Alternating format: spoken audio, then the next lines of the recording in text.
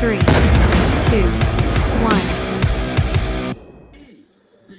I love that. What do we say there? Sock it to me, sock it to me, sock it to me. I'm with that. Al, listen, let's talk about Jermell Charlo, considered really the best fighter right now at 154, and yet he's still fighting. What's up?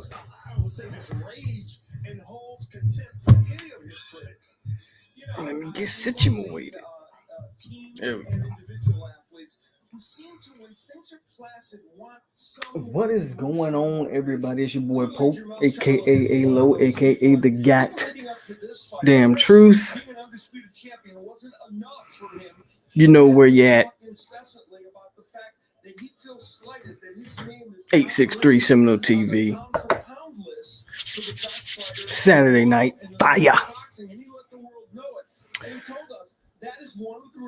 We cooling it tonight. Hold on a second. However, his motivation, we know one thing for sure. We cooling it tonight, man. None special. Open forum, open topics. Y'all let me know what y'all want to talk about. Obviously, we do have the undisputed junior middleweight championship, super welterweight, whatever you want to call it. They're the same thing. Undisputed is on the line tonight. Jermell Charlo versus Castano. And Marvin Barnes says, go Knowles. So hit that like button. Y'all know what we do. And just a little low-key Saturday night stream. Nothing too crazy. So what we going to do is I'm going to let y'all get it started.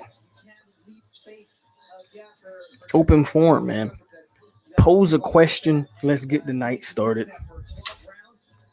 Of course, like always, grab you something. If you sip, if you don't sip, grab your cigar if you do that. Whatever your vice is, grab to it. Sit back and enjoy on this Saturday night. Is that the same thing in boxing? You know, for boxing, it might be a little different because in boxing, anything can happen. I got me a little bit something. But yes, you are correct. I think Brian Castano has that chance to go in there and make Jermell know that, hey, I'm here to make your fight a fight. As you see, I'm trying to keep the content consistent. You see my Space Jam. Who's seen the movie, the Space Jam movie? And what are y'all thoughts? I watched it with my kid. I had no expectations. So for me personally,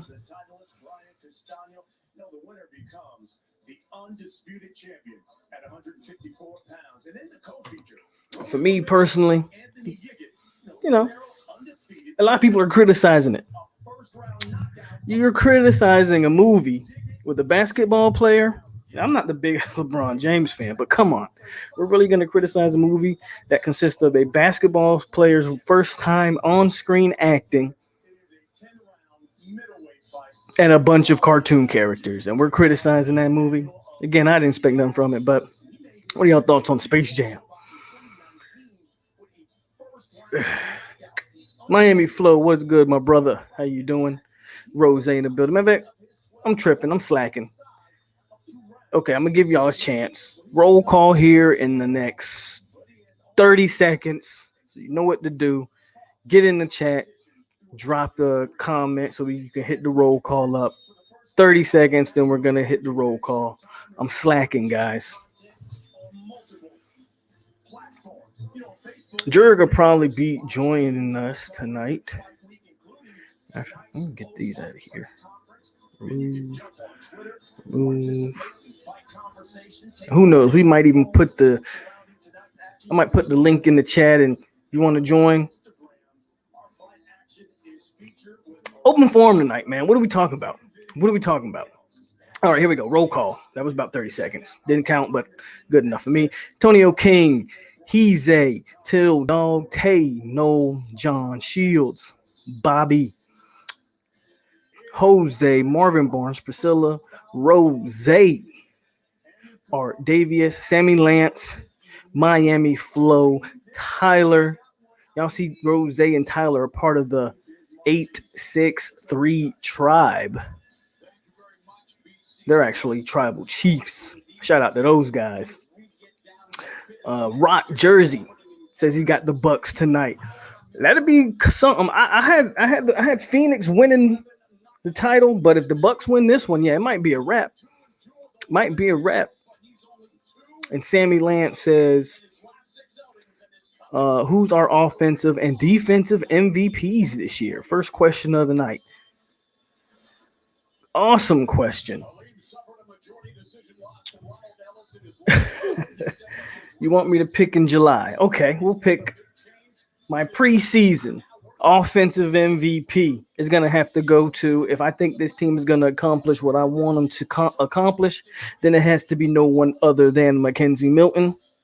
Defensively, the MVP, I'm going to go with another transfer. And I'm going to go with another guy there taking the ACC Media Day. I'm going with Jermaine Johnson. So that's the preseason MVPs on my list, just off the top of the dome.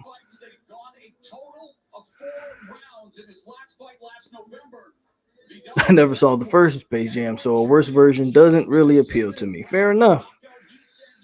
The MJ one was better. Both of them are very corny movies. Like, you know, I will say this about the first one. The first one's name actually makes sense. Space Jam. It was about Martians coming down, like trying to take over the world, and you played them in a game of basketball. This one should have been called something else. It shouldn't have been called Space Jam. And nothing to do with space. They should have called it Cyber Jam or something. I don't know.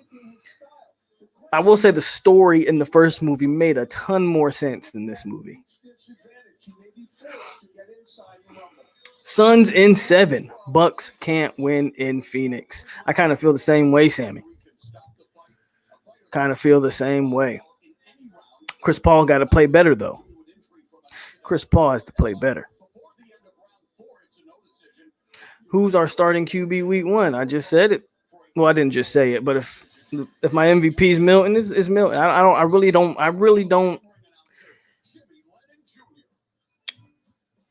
You know, I'm gonna get into this. Let me do this. Hold on. I'm gonna come back to you, Bobby, in 1 second. Take no laugh at Cyber Jam. And Tyler says offensive MVP is Milton, defensive MVP is probably Jermaine Johnson, but a guy I think breaks out is Fabian Lovett. That's fair. Okay.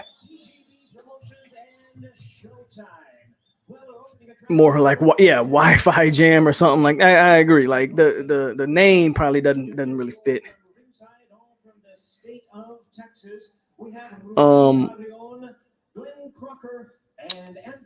Look, man.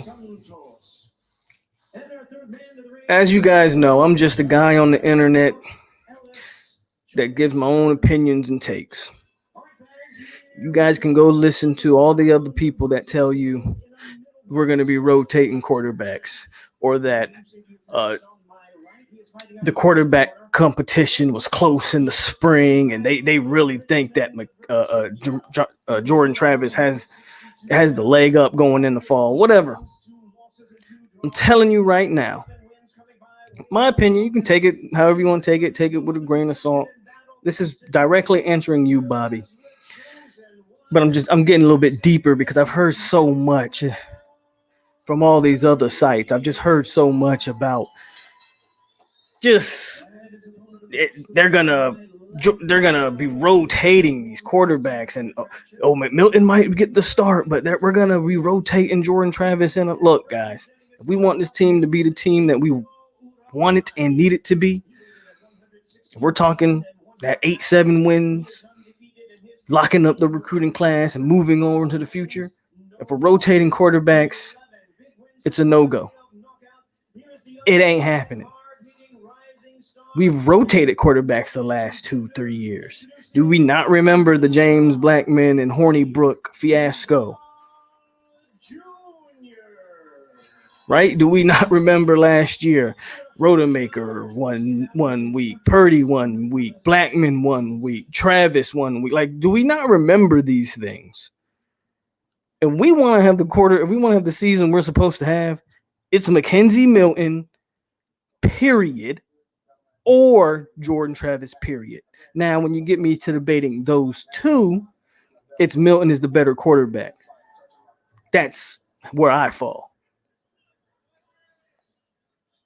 I think Jordan Travis is a dynamic playmaker. If you want to put him in goal line packages, I'm okay with that. But there's no reason why midway through the second quarter on a random offensive possession, we should just be pulling Mackenzie Milton out of the game and having Jordan Travis go for a series or two. For what? Break up cohesion, break up chemistry. Don't do it. First fight of the night right here. Vidal versus Aleem. But I'm just telling you, man. It's Mackenzie Milton because I think he's the better quarterback. All that rotating and Jordan Travis. I heard somebody say Jordan Travis is going to play 20 to 25 snaps. If it's at quarterback, I'll pass. It better not be at quarterback. Now, if you want to line him up in the slot at wide receiver, even try him off at running back, I might be okay with that. There's no reason Jordan Travis should get 25 snaps at quarterback. That's ridiculous. You better not do it, man. People keep saying Taysom Hill, man. We're gonna use him like Taysom Hill, like Tyler just said. Like if that won the Saints anything. If the Saints had gone away from Drew Brees and either started Taysom Hill or Jameis Winston in the playoff game, they probably win that game. Drew Brees couldn't throw the ball 5 yards down the field.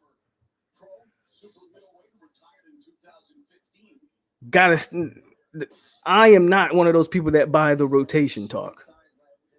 I think, honestly, what I think it is, I think people are just thankful that Jordan Travis was able to get us through a few wins last year and give us some excitement because he was a very exciting player to watch. They want to have some loyalty to him and think that he needs a fair shake in this competition, and that's okay. But you won't hear me quote this guy too much, but like Stephen A. Smith says, fair is a place where you judge pigs. The world ain't fair. Life ain't fair. Mackenzie Milton's the better option. Period. I even went back yesterday after hearing all these talking points. I said, let me watch this spring game. Let me watch that spring game one more time. Every time I watch that spring game between the two quarterbacks, the differences is glaring, meaning it's not close. I don't care what the report said during spring practice about how Travis was so good and Milton was so bad. I know what I watched. I know what I saw. So I didn't mean to get into too much of a rant here, Bobby, off of your question, but I do think that's something I kind of been wanting to touch on.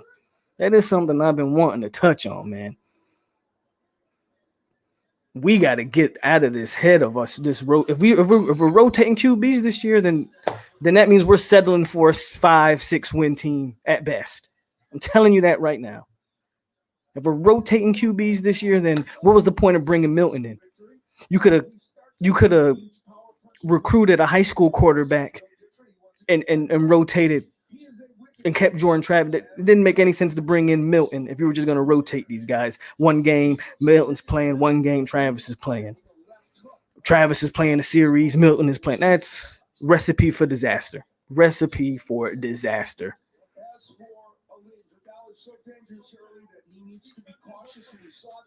Get back to the comments. But thanks for the question, though. More questions like that. If LT9 stays healthy, you think he reaches 700 all-purpose yards? Ooh, that's tough. I don't think so.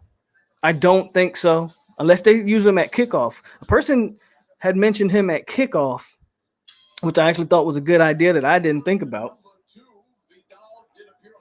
I forget who it was that mentioned him at the kickoff. But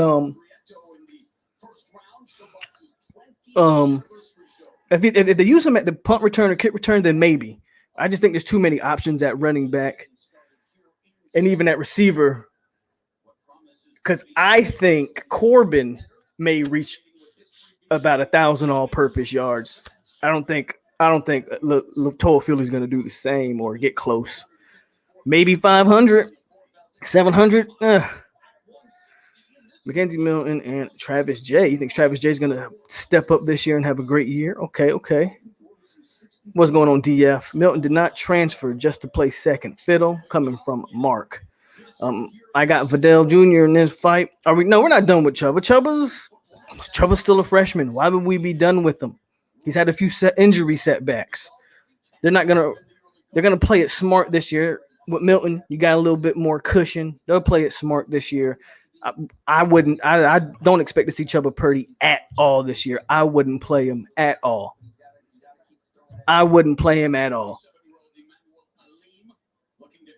Let him get a full year of rehab.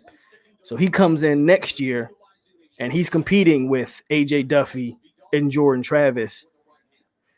And Tate, we'll throw Tate Rodemaker in there. As long as he's on the roster, I'll mention him out of respect for him. But I think next year you're talking Duffy, Travis, maybe Chuba Purdy in that quarterback competition. I say start out with Milton. We know what we have with Travis. What has Norvell done in the past with regards to rotating QBs? Can't say I watched a lot of Memphis in the past to know. From my knowledge, I don't think he rotated him much. But I wouldn't, don't quote me on that. Somebody who actually maybe watched Memphis or is willing to go back and look might have a better answer. But if I'm not mistaken, the 1 year I did kind of follow was his last year. I don't think he rotated quarterback at all. People point to, read that one. What up, Maiden Dave? Got undisputed tonight. No, I see Jordan switching positions, leaving a two-way race between Chuba and Duffy if he sticks. The old saying, if you have two QBs, you have none. Milton is an actual QB who throws dimes. Yes, I love Travis' mobility, but damn, J. Trav blows up passing. He misses wide open passes, Sammy. Definitely. In my opinion, Jordan gets 7 snaps at QB, 5 at another position per game. So what is that? 12 snaps per game for Travis? Again, if those 7 quarterback snaps are in the red zone type area, I'm okay with that. I'm definitely okay with the 5 at any other position. Hold on, chat jumped on me, guys. Norvell loved the Wildcat. Yeah, but we saw it last year. I guarantee you he'll throw those some good punches from Vidal. I think you'll see Corbin a lot in the Wildcat. But Travis is definitely a Wildcat option. Look, I'm okay with Wildcat. I'm okay with that, even though it kind of keys the defense off of what you're doing. You can still run some trickery out of their Wildcat because Travis does have the ability to throw the ball. What I'm not okay with is, again, just rotating series.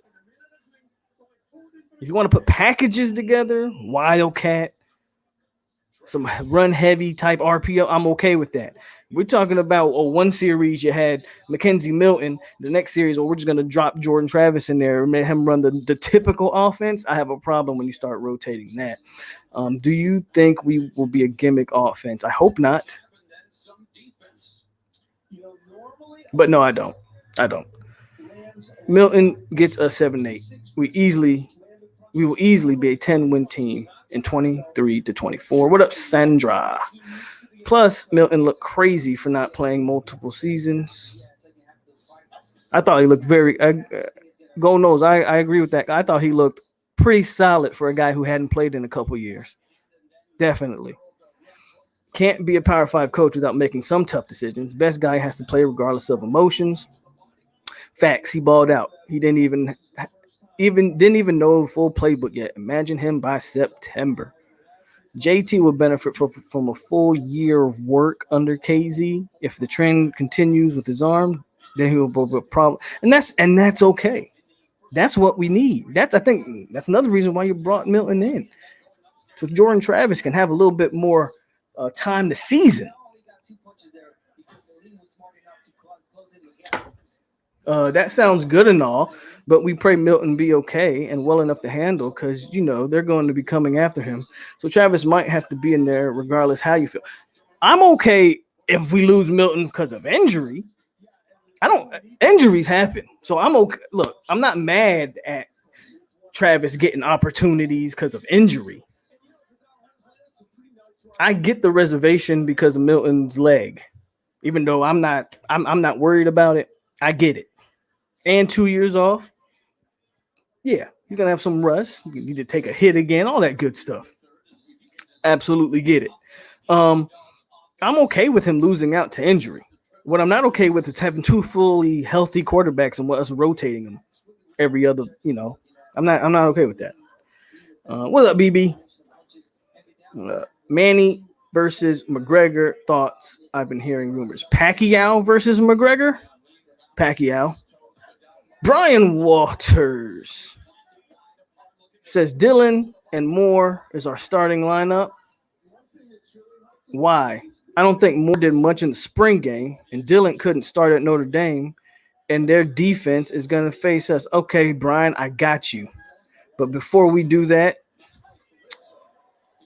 clickety clank, clickety clank. The money goes into my piggy bank. All right. You asked a couple questions here. So let's dig into it. Dylan, who you talking about? Dylan Gibbons, I'm assuming, and Moore. Brandon Moore, I'm assuming you mean at the other corner spot, is our starting lineup. You ask why. I'll start with Dylan Gibbons. Just because a man didn't start at Notre Dame, you tell me, have we not watched our offensive line the last 2-3 years?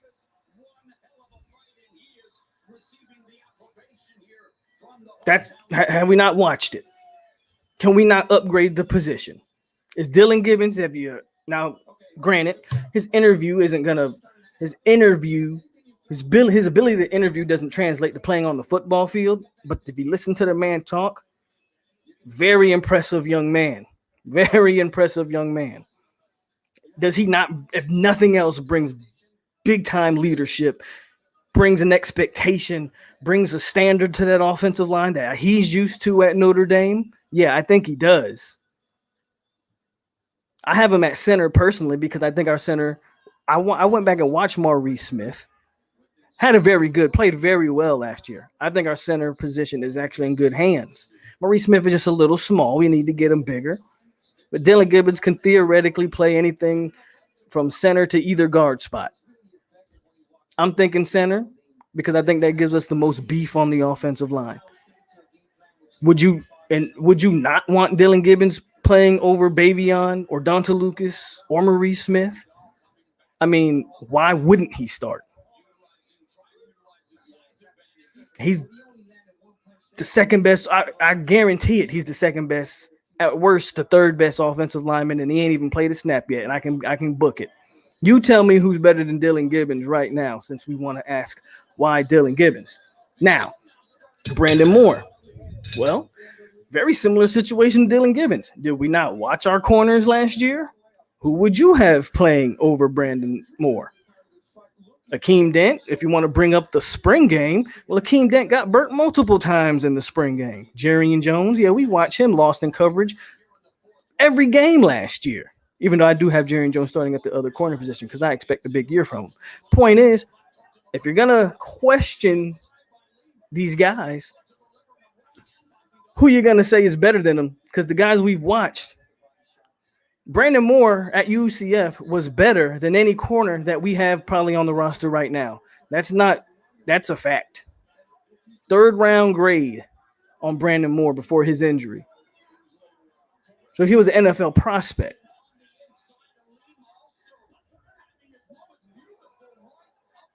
But thanks for the super chat, though.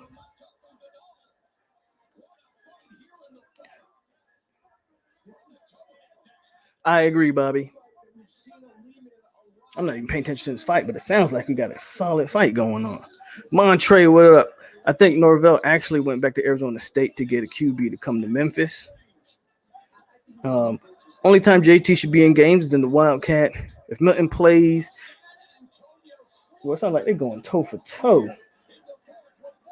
If Milton plays at 80% level from his final season at UCF, he will never come off the field. Norvell's style seems to be rooted in pro set with spread mix for dual threat QBs. He had a pretty that last year. That guy was pretty much a statue pocket passer there at Memphis. I do agree. It's a pro set with the spread concepts. Absolutely. Atkins getting that online right, adding Gibbons is gonna help. I don't think JT has any snaps at a position other than QB. He doesn't want to switch, and I'd rather him not waste his time somewhere else. Okay, that's fair. A backup at Notre Dame is a starter for FSU.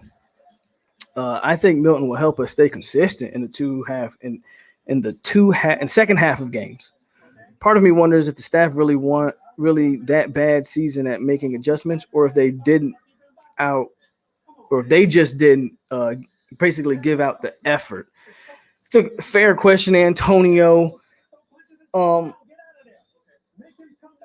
I have a personal belief that what we saw last year was a coaching staff that knew the team's limitations, knew they were already struggling with even knowing what they initially needed them to do, and they just were trying to get them caught up on the initial game plan. When you start talking about adjustments, I think they just figured that was going to kill them or confuse them even more. That's why we didn't see the adjustments. We're going to see a lot. This staff, on-field coaching, they've answered the bell in recruiting. On-field coaching, they're going to have a lot to answer for this year. We'll see what they do with the veteran quarterback, veteran offensive line. We'll see what they do. They should make Notre Dame a rival. Long time. What's up, Killers Eye? Cam McDonald. I am picking Cam McDonald to have a breakout year. JT getting a full year of practice, snaps on garbage time would be tremendous value. Hold on. Pat in the building, what's going on? Our offensive line was horrible. A lot of backups could start at FSU this year. Twain says facts. We got too many emotional fans here. They want who's popular to them. That I've been saying that for a while, Wayne. I've been saying it for a while, man. I get it. Look, I'm a fan of guys too. Last year, this time last year, you couldn't convince me that Warren Thompson wasn't going to be the next Kelvin Benjamin. If you were watching me this time last year, you know how high I was on Warren. I thought Warren was the guy, or was going to be the guy. So I was emotionally attached. But when the facts presented itself, not only on the field, but his off the field was still a big question last year. He's always calling whatever. We won't get deep into Warren Thompson. The point is, we all have players that we might root for more than others. We're all fans of not only the team, but of certain players. Got it. At the end of the day, I want the best 5 on the offensive line, the best quarterback, the best receiver. I just want the best 11/best 22 players to play. My thoughts on our O-line coach. Awesome. If our D-line, specifically our ends, can get any pressure this year, no way our defense is below type. I think those defensive ends are going to have a lot to say about what happens this year.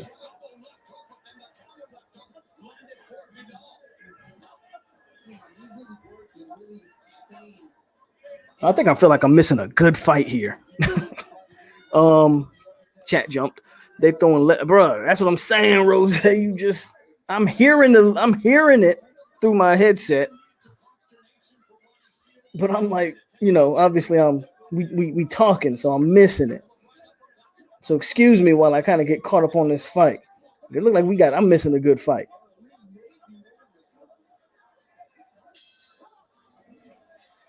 Them boys fighting. 9+ wins. I can't wait to watch Johnson and Tom. I can't wait to see Johnson and Marcus. guy who we just got from Alabama and come off the edge. I'm ready to see that. What up, Anthony? Fans make or break the team is what it feels like now. Nah, fans ain't gonna make or break it. The players make or break it. The players make or break it.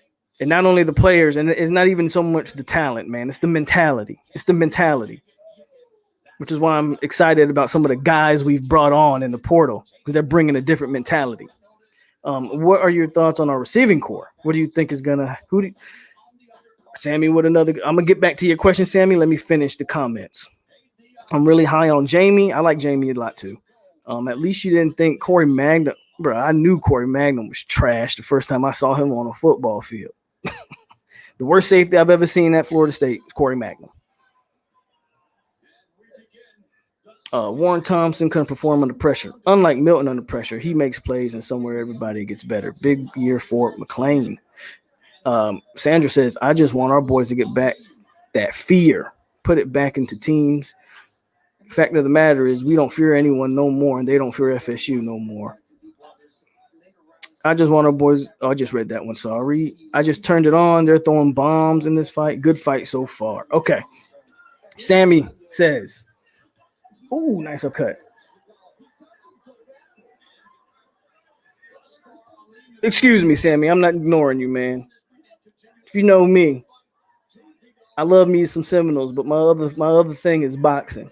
I love me some boxing, and I'm missing a good fight. Anyway, what is your thoughts on our receiving core? Who do you think is going to have a good year? We're young. I think they've improved it. We're young. Hopefully, we're healthy. Brian Robinson, I think, adds a key dimension to this team. I would have loved to have Dustin Hill, but doesn't look like that's going to happen.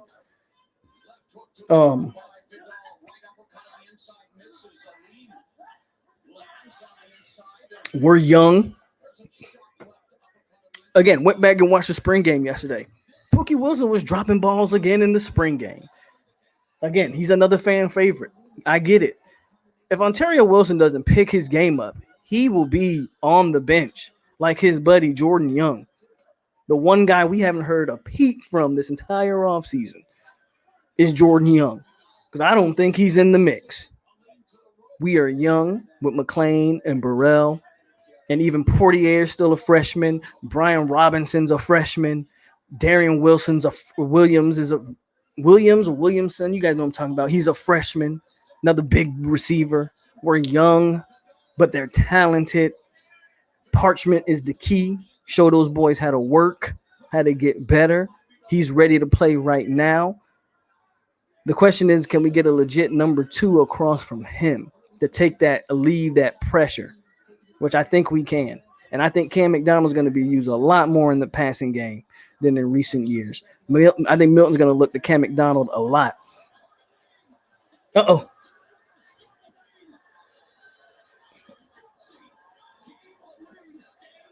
Aleem must have got shook or something. Fidel looked like he going in for the kill. See, y'all making me miss a good fight.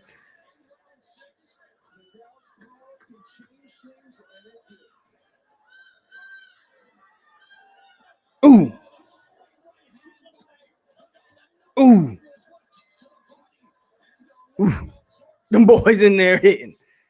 But ultimately, obviously, I think Parchment's going to have a good year. If you want to pick a dark horse, I still say Brian Robinson might be your number 2, eventual number 1. I would love to see him using that aspect. Again, not a knock on Ontario, but he's got to get more consistent. And I think Helton might have a little bit of a bounce back. We'll see what Helton does. We have a decent mix of some upperclassmen and younger classmen. The problem is those upperclassmen have been a bit too inconsistent. This is where on the inside that left hook that we talked about so much early in this Pat, bro, I saw it. I saw the video he posted of him on the scale. I'm telling you this. Shout out to R. Davies. I'm gonna tell you this right now. I don't know how much of that is like some water weight or something, and he loses that as the season draws near, and he really starts getting it. Like I don't know. Let me tell you something. Patrick Payton was listed at like 200 pounds coming out of high school. From some certain accounts that I've heard, he's actually skinnier than that. You know how they kind of boost those weights up in the recruiting services. if he's legit playing, 235 for me is like, whoa, wait a minute. If he was playing at 220, I'd say watch the hell out for Patrick Payton, the Slim Reaper. If Payton is playing at 235 and he keeps that first step, go watch his tape. If he keeps that first step, that quickness, and adds strength to it,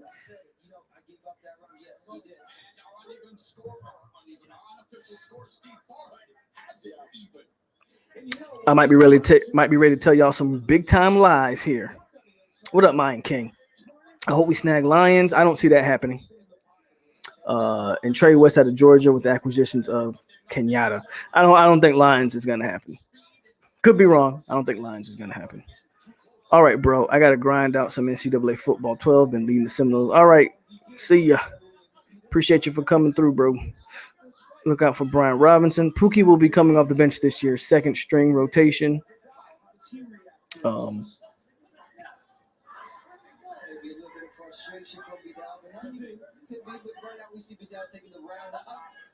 these middleweights? These look like middleweights. Is that the weight class we're watching right here? These guys look like middleweights.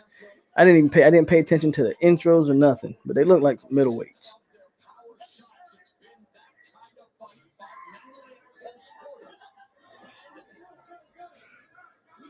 POLK. I've been reading some negative comments about Kenyatta Watson hire. Apparently, his controversial person in Georgia. Do you know anything?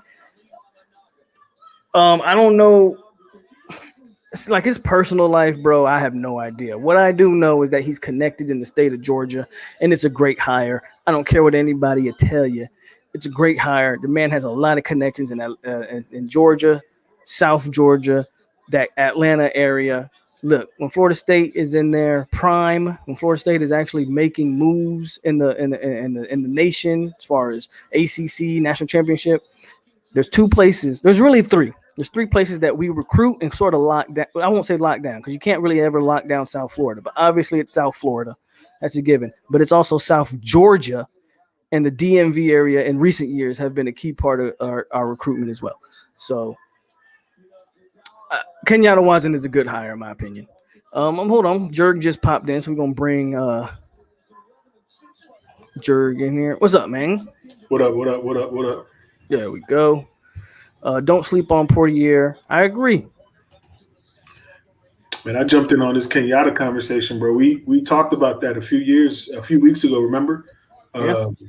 With Terrence, y'all's area, Central Florida, North Florida, South Georgia, that was an FSU thing, right? Yep.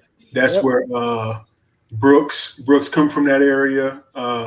I mean, Telvin come. That's that Valdosta area. That's Greg Reed. That's Telvin Smith. That's and I'm off the top of my head, I'm missing some guys, but there's a lot of guys out of that area that we've had over the years. Really good kids out of it. I think Robert Cooper is from that area. He is. Yeah, guys like that, man. He is. That South Georgia area has always been key for Florida State. Our Davey says we got good QBs, good QB, good backs, good tight end, and a promising receiving core. I think we averaged 28 a game. Okay. What up, Noel Squad? They need to put Helton back in the slot. Adrian, I think y'all do more than 28 a game, though. Just I would. Yeah, I think I was about to say I think he's kind of shorting 28 a game, but because you gotta think if assuming y'all execute well, Jacksonville State should be. We're not talking about defense, right? We're just talking about offense, right? Yeah, we should score at least 40 plus. You know? Yeah, so that should. Yeah, I think y'all will end up with a different average. Maybe Power 5 games at your average. You know what I'm saying? But not necessarily the whole season.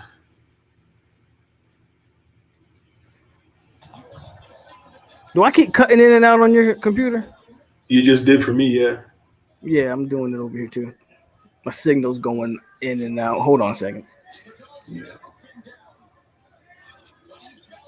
Real quick, Rose, just because, I'm a Miami guy, Rose. There we go. My understanding, because I haven't been following that Lions and Dante Anderson situation too much, but from who I talked to, especially Lions has been labeled as quote unquote a backup.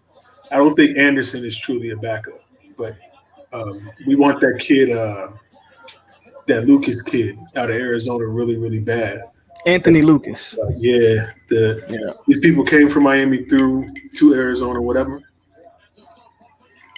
Haitian kid. I know we want that kid bad. But I was told Lions is a backup. DF man, what you expect, bro? What you expect, bro? Coach Jerg, I'm following you on Twitter. Got that much stuff going on your page. You know how I do. Adrian, what's up with you, man? How you Yeah, living I over agree. I agree, Sammy. What you say, man? How you living over there in Noah's country? How's this week been? This week been quiet. After after that recruiting flurry, we've been quiet. We got Kushney recently, Mm. the Alabama A&M kid. Hey, shout him out because he's from Palm Beach County. You went to Palm Beach Yeah. High School. Shout him out. They went to this same high school as Akeem Dent Yeah. and Brian Robinson. That true story, right? So y'all want to know? I used to coach high school football South Florida. We played a Palm Beach Central team, and I doubt any of these kids were on it. It's a freshman team in like 2013, and they had a little D tackle out there. I don't know who this kid is, man, but the kid had like 13 tackles for loss in 2 quarters or something like that. But they got something brewing out there. I think all them kids from the MUP made their way to Wellington area and then made their way out to Palm Beach Central because they had a couple kids recently. Started with I don't know if you remember Angelo Jean Louise, Adrian. That's a long time ago. That's like 7 years ago. Bro, I am looking at the fight of the year, maybe. Holy shit. Who get knocked out? Nobody getting knocked out, but they just imagine 2 people just standing in front of each other and just punching each other in the face. That's what they're doing. Who was that? Kuma. I can't even pronounce his name. It's the Russian dude. What his name is, dog? What are you talking about? Ain't there some Russian dude fighting tonight, man? I forget. I can't say his name, bro. I look boxing? No, I'm thinking UFC. My fault. UFC, maybe. Yeah. You watching boxing? That's I'm right. watching boxing. Yeah. Yeah, man, they throwing bombs out there. Till Dog says, I think taking Milton and JT to Charlotte for the media day says a lot about their plans to play them both. I don't believe that. I think that's just, I personally believe Norvell's just keeping Travis happy. That's my honest opinion. I don't believe that 1 second. I don't think he's planning on playing them both. He owes him. I think he's showing him some good faith. That's it. Mm-hmm. That's just my personal opinion. No, he owes him that, Adrian. Don't get it twisted. You owe him that because he sat there weathered the storm out with you last year. Yeah, to go to ACC Media Day, sure, you owe him that, but I don't think it says anything about him playing or them. I hope it doesn't. I hope we're not rotating quarterbacks, but it never looks good, man. You never have a guy get into a rhythm, and it's never, how you call it, his team, right? Right, that's what I'm saying. That's why I don't understand it. Yeah. Thanks for coming in, Sandra. Have a good night. Yeah.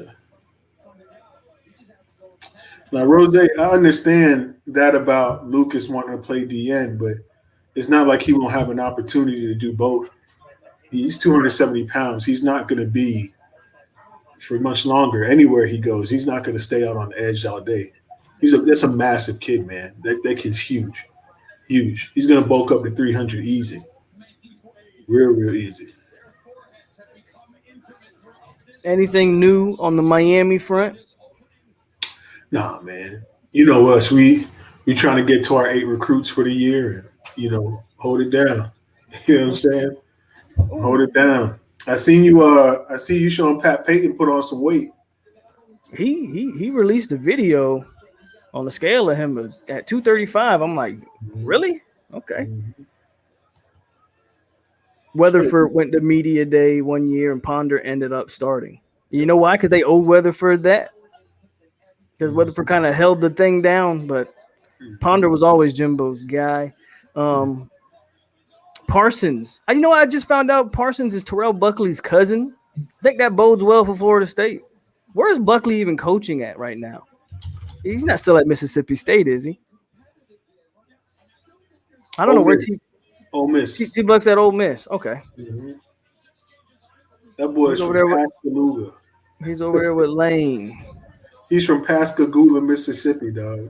I know he's always from Mississippi. I never knew where in Mississippi, but Pascagoula, Mississippi, bro. Goodness. John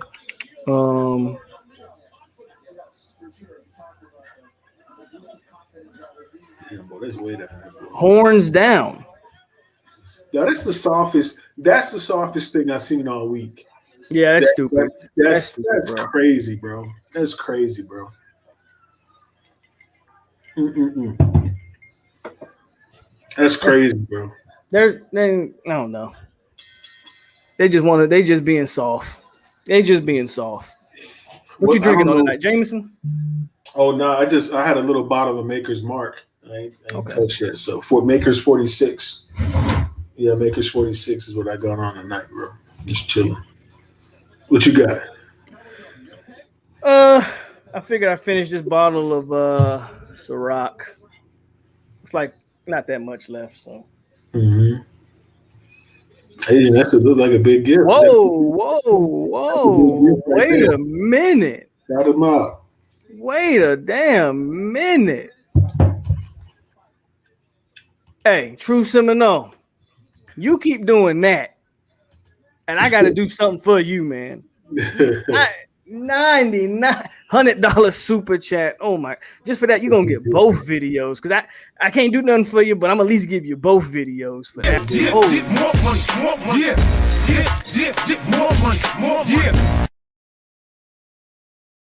Clickety clank, clickety clank. The money goes into my piggy bank.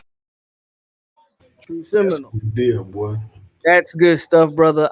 You don't know how much I really appreciate that. By all means, thank you for subscribing. Thank you for dropping the money and supporting me, man. And listen, since you put it out there, I've actually shared some of these concepts with Jurgen. Jurgen knows I got some stuff coming, man. I got some t-shirts I'm working on. I've got some logos I got people working on. I don't want to share them yet because I don't want to put, you don't put everything out on the internet. You know what I mean? You got people out there might try to steal your stuff. But Jurgen knows because I've shared some stuff with him. I got some pretty cool things I think coming on and some stuff to, for my people that are part of the 863 tribe. You'll get those shirts. My first people that became members, you'll get free shirts when they're ready and all that stuff. But True Seminole, man, I'm gonna remember that one because just for that, I'm gonna give you'll get a shirt when they drop. That was dope, man. I appreciate that, man. I appreciate that a lot. No Squad says Dick's Rice won't be at 100%, so we'll be playing hurt as we have seen isn't good. I don't know if Rice is 100% yet, but I've heard some good things that Emmett Rice may be ready for the season. Go ahead, Jerk. Now he was asking if it was just to make sure you got it. If Dix or Rice was going to get the start. So personally, I said something different on my recent show with the depth chart. If Rice is healthy, I would actually go with Rice and Gaynor at my linebackers. I think Dix is good off the bench. What kind of skill set?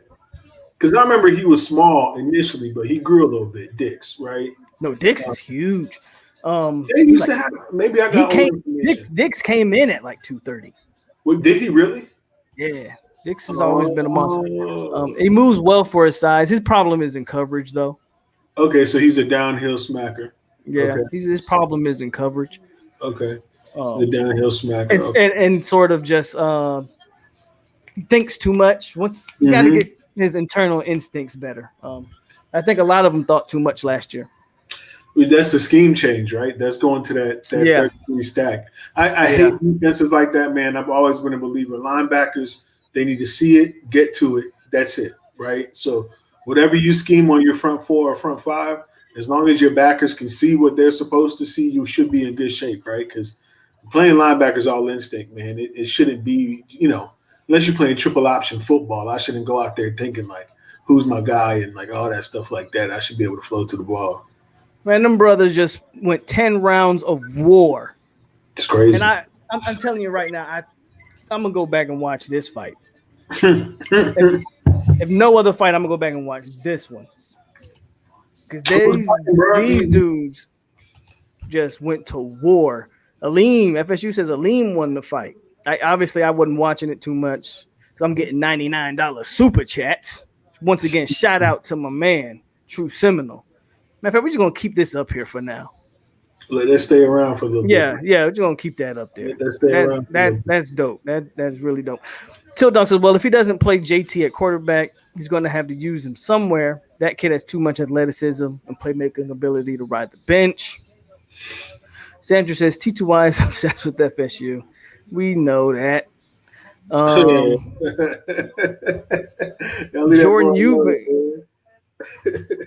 Jordan Eubanks' size did kind of impress me, Rose. Now, I'm still reserved on whether that kid's actually a player or not. But he looked good. His interview was solid. Eubanks may end up proving me dead wrong. Bruh. They killed themselves. Hold on, I just got a message. Is they standing right now?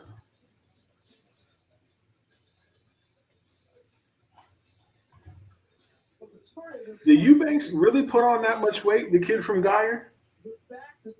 I don't remember who I was talking about. He was like 6'2", 200 coming out of high school, but I think they got him up to like 215, 220 or something like that. Okay. He was that hybrid. Yeah, he was a high school safety, but he's coming to Florida State to be a backer. So yeah. We'll see what happens with that. Dix is a big boy. He's young. Can't wait to see him in the future. I agree. If Rice is healthy, him and Gainer should make the start. Dix is going to get plenty of reps. Gotta ask a question. Who y'all got for these SEC, ACC matchups this year? So what are they? We got Bama. Miami. Obviously, FSU plays Florida every year. Pretty much all the ACC and SEC schools all have a rivalry. So if we just want to go down the list of them. Well, Clemson's going to win theirs. They're going to kill South Carolina because they haven't been anything since Spurrier left. By the way, I don't know if you saw the only South Carolina fan I ever met try to go at me the other day. Talking about, he was like, y'all need to worry about Clemson for you worry about Alabama. I'm like, y'all got Clemson every year. And get smashed every year. Smash, bro. Y'all are a Steve Spurrier and a Jadeveon Clowney away from not beating them the past 15 years. Get out of here, man. Let me see who won the fight real quick. Yeah. I'm gonna majority decision. The matchup. Ooh, they gave it to Vidal. But a lot of people think Aleem won. I hear the boos in the crowd. That was they might have to run that fight back. Okay, so we got Clemson's gonna beat South Carolina. I really think Florida takes a dip, but I mean by the time we play Florida, we'll actually see what kind of team we have. You know what Florida's gonna be by the end of the year? I'm gonna get this out there now. They're gonna have if the Florida team is a decent football team, they're gonna have to run the ball for 300 yards a game because they're not gonna throw it. I don't think they have anything to throw to. I agree. I don't think. Not only do I think they don't have anything to throw to, I don't think they have a guy who really can throw. Mm-hmm. Georgia Tech will lose them. Georgia, obviously. Does North Carolina play South Carolina? They usually play it like they seem like they've played every year for the past few years. I know they usually play. I'm going through the schedule right now. I'll let you know. I'll tell y'all this though. I'll never say that Miami will lose a game, but I mean, you got to be real. Interesting game. I'm gonna say it's an interesting game. It's an interesting game. But that's a tough one for us. But Clemson plays Georgia the same day. Clemson does open the season with Georgia, don't they? Yeah, so that's interesting. You got Miami versus Alabama at 3:30, and then you go Clemson versus Georgia at 7:30. You know, I'm no Clemson fan, but Georgia is. I gotta see it to believe it. Georgia, I gotta see it to believe it. But this is the thing with Georgia. Do they finally? And we've been saying how bad Kirby messes up the quarterback position.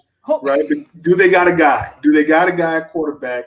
Georgia's been saying this is the year for the last 5-6 years. Since Rick's been there, since Aaron Murray's been there, they've been saying that. Every year is Georgia's year because no cap, they recruit better. I mean, they recruit right up there with Bama, Ohio State. Yeah, they recruit right up there with them. Not too many teams are recruiting better than Georgia. Yet every year they underperform. No one's had more talent and underperform more than the Georgia Bulldogs. Yeah. So I just got to see it to believe it.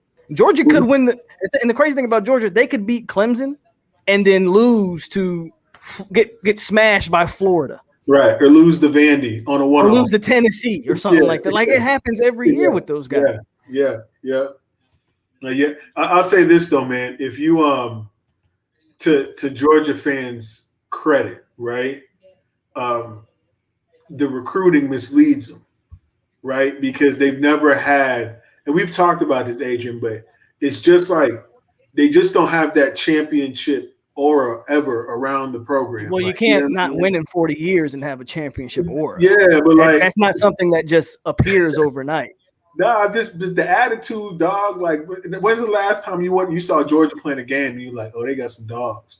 You know what I'm saying? They always have dogs, though. I'm just. Have you been scared of them, Adrian? Have you been legitimately scared of Georgia in any of their matchups? Any of them? That national championship game, the way that linebacker played that game, I forget his name. Roquan. The way Georgia should have won that game and won the national championship. Mm-hmm. If that was a team that I would say, okay, that was the team. To me, it was that team. But then you blow cover two, the most basic coverage in the history of football coverages. You blow cover two for the game winner on the first play in OT, right? Or the first play when Bama got the ball in OT, right? That was Tua. I think after getting like a 10-yard sack or something crazy like that. Crazy like that, bro. Like, come on, man. That's crazy. DF. You know what? I'm not mad at the University of Texas. Adrian, you understand why I say this when I say it. I'm still not convinced on what Texas high school football is or is becoming, right? Because it's so systematic and so rigid. I think Texas pulls all these Texas kids and they've already hit their ceiling before they've walked in the door, right? We talked about that 1,000 times, Adrian. But Texas is nothing but kids from the biggest, baddest programs in Texas. But when they get to Texas, they never really take off. There's really not a lot of room to grow there, you know? Really, really not a lot of room to grow there. William Washington says, breaking news, Washington Nationals game has an active shooter. Man, that's crazy. That's sad, bro. That's crazy. You got to walk around with it on at the game. Let me see. I don't know. I wonder if it's actually at the game or like that is DC. I mean, it could be on the street. I don't know. I don't see anything right now. Oh, it does say the game is delayed. The Nationals were losing 8-4. People forget about DC, bro. It does say shooting at National Park Stadium in DC as of 19 minutes ago. No, that's not good, man. But it says gunfire erupted outside the park, not inside the park. Okay. Injuring at least one person, causing some people to flee. I don't think it probably had anything to do with the actual game. Probably with some, like you said, that's DC. Like, I don't know if you guys ever been to DC, but it's one of the harder places out there. So it could, just some ignorant stuff going on outside. I don't think, from the sounds of it, I don't think it's anything too crazy. Like somebody got into the stadium and started, doing something. So anyway, Florida fans are too hyped about Jones. I honestly think he blows Florida, won't be as good as last year. I'm not too high on Emory myself. I will say that if there's a coach to have him and do something with him, is Dan Mullen. Very similar skill set probably to Dak, if we're being a little bit honest. Dak probably, I think, might be a better thrower than Emory, but we'll see. Similar running abilities and all that. So, but that's what Mullen wants. He wants to do a guy to give him some options, right? His play calling, I mean, he did a good job of trashing them, but I don't think he said Mullen was looking like an elite play caller. BB's a Gator fan, by the way. Says Emory is better than Milton and King. Stop. In what world? In what world other than opinion, though? Right? I just want to know, what have you seen from Emory to even say that? Forget about Milton. Milton ain't played in 2 years, so okay, fine. Forget about Milton. But what have you even seen from Emory to say he's better than De'Aaron King? King, I just saw today, De'Aaron King, 15 interceptions and 926 passing attempts. 926 passing. He's one of the most efficient players in the country. She says it's the truth. All right. Texas and Georgia squandered the most talent, according to DF. Like I was saying, dog, I don't blame sure. Texas, bro. I don't blame Texas at all. That I told you, bro, that Texas is a weird state, bro, for football. Texas A&M got it right because they recruit the Deep South heavy. They're not an exclusive Texas recruit. Once they joined the SEC, that helped them. Mm-hmm. Mm-hmm. That's the best thing that could have happened to them because, boy, I mean, it's just different. It's different. A&M in the Big 12 was what, a 7-win team every single year, if that. I think their own lone national championship is like from the 40s. Yeah. Yeah. Joining the SEC helped that program tremendously. Mm-hmm. The money's always been there, but from a recruiting standpoint, wasn't nobody looking at no A&M. Texas was the big dog in that state. What? It still is. It still is. What you got this year, though, Adrian? Over under, since they brought up University of Georgia. What you got for their over under and where wins this year? For Georgia. Uh-huh. I haven't really looked at their schedule. I know they play Clemson game 1, and obviously they have the SEC schedule, but I keep hearing that this is their. I keep hearing that if this is the year, then some people think it's Georgia. Matter of fact, somebody said it up in the chat right here. Ryan King says Georgia versus Oklahoma in the national championship game. Oklahoma has a lot of hype coming into this year as well. Listen. If Georgia doesn't get it done this year, I don't know what the over/under is. They'll probably win. They'll win at least 10. They'll win at least 10. I'll give them that. But I don't care if they're not playing in a national championship, if I'm being honest with you. Because we hear this every year about the Georgia Bulldogs. So let me ask you this. Is Georgia's over-under this year will be college playoff? Do you think they get it? I mean, this is the year for it, right? I don't know. I mean, if you're assuming that Bama fell off, right, that Bama's no longer the, kind of guaranteed lock in there at the SEC, maybe. That's where I kind of look. Oh, crap. We crapped out, bro. Well, it's just me until Adrian gets back in here. Y'all sit tight, man. Y'all sit tight. There you go. All right, I'm back. My bad, guys. Yeah, you good. You good. I was saying, I think,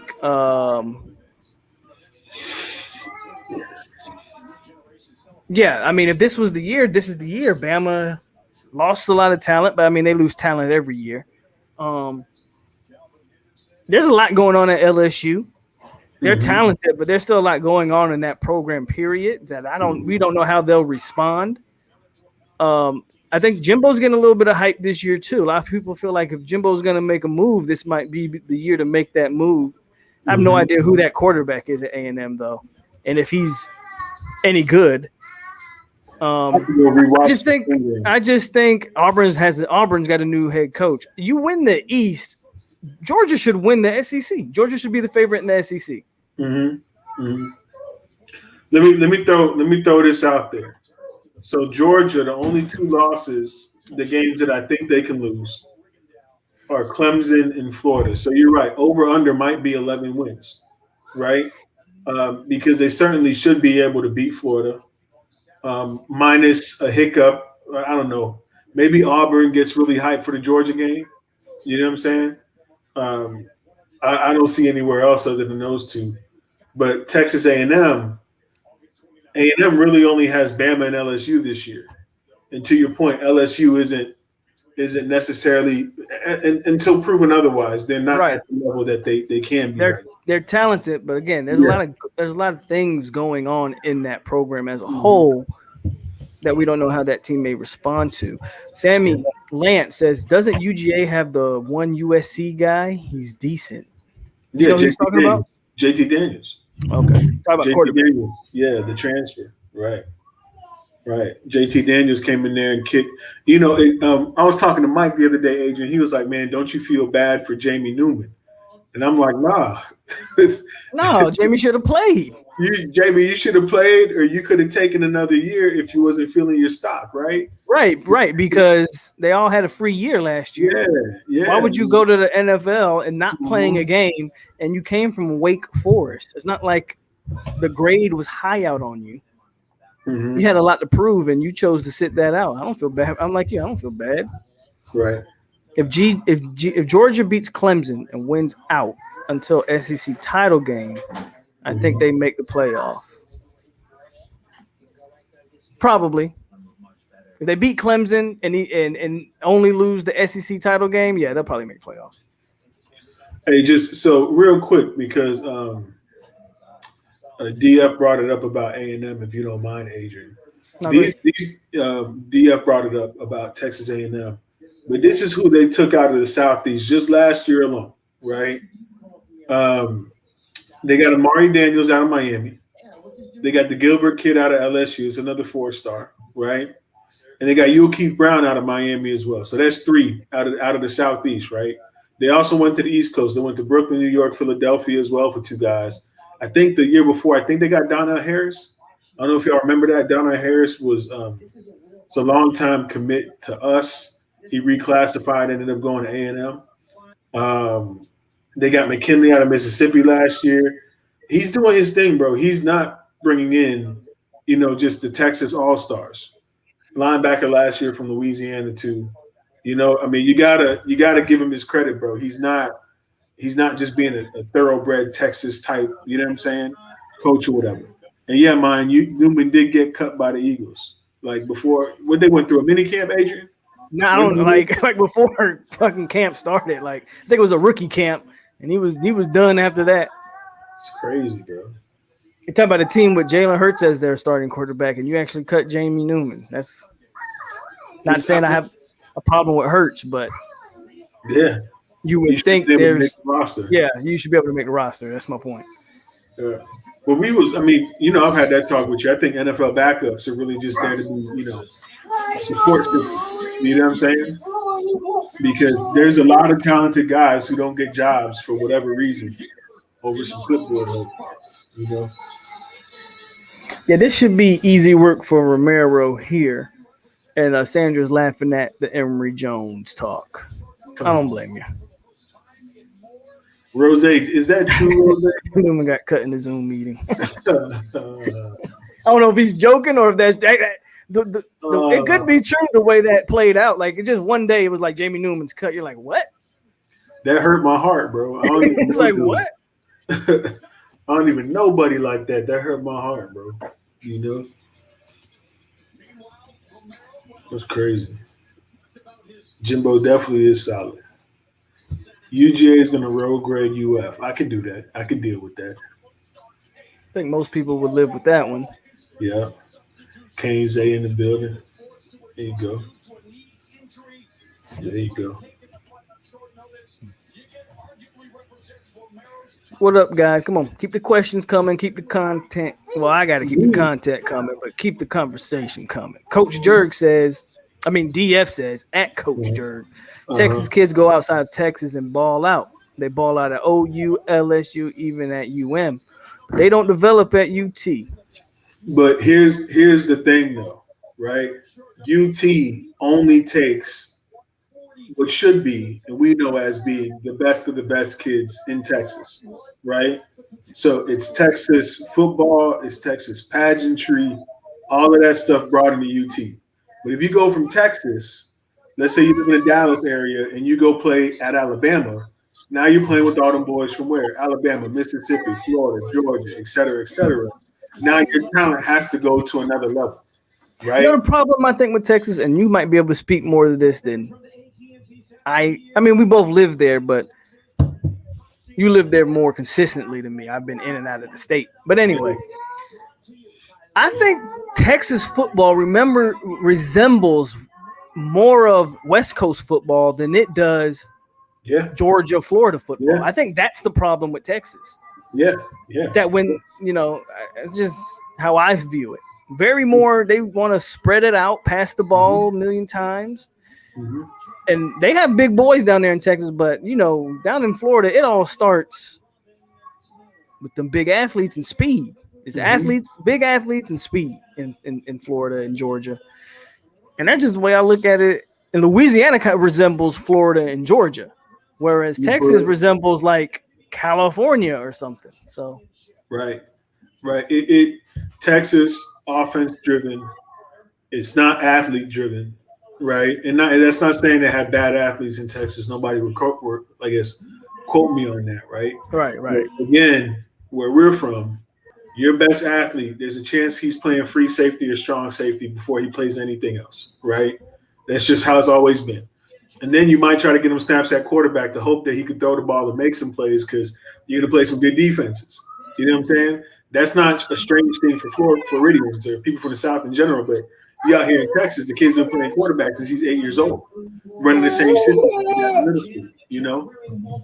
It's just a completely different environment, bro. Different way of prioritizing. But they was just talking about I don't know who brought it up. They talked about Oklahoma, I think. Who brought up Oklahoma earlier? I don't know if that was you, Adrian. No, that was I forget exactly who. I have to scroll up. I think it was Mayan King said Oklahoma and Georgia in the national championship or something like that. But that's in the same boat, right? Because Oklahoma is very similar.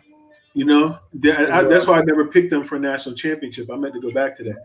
I don't think they'll ever win a playoff game. Like that's how I feel. No, they haven't.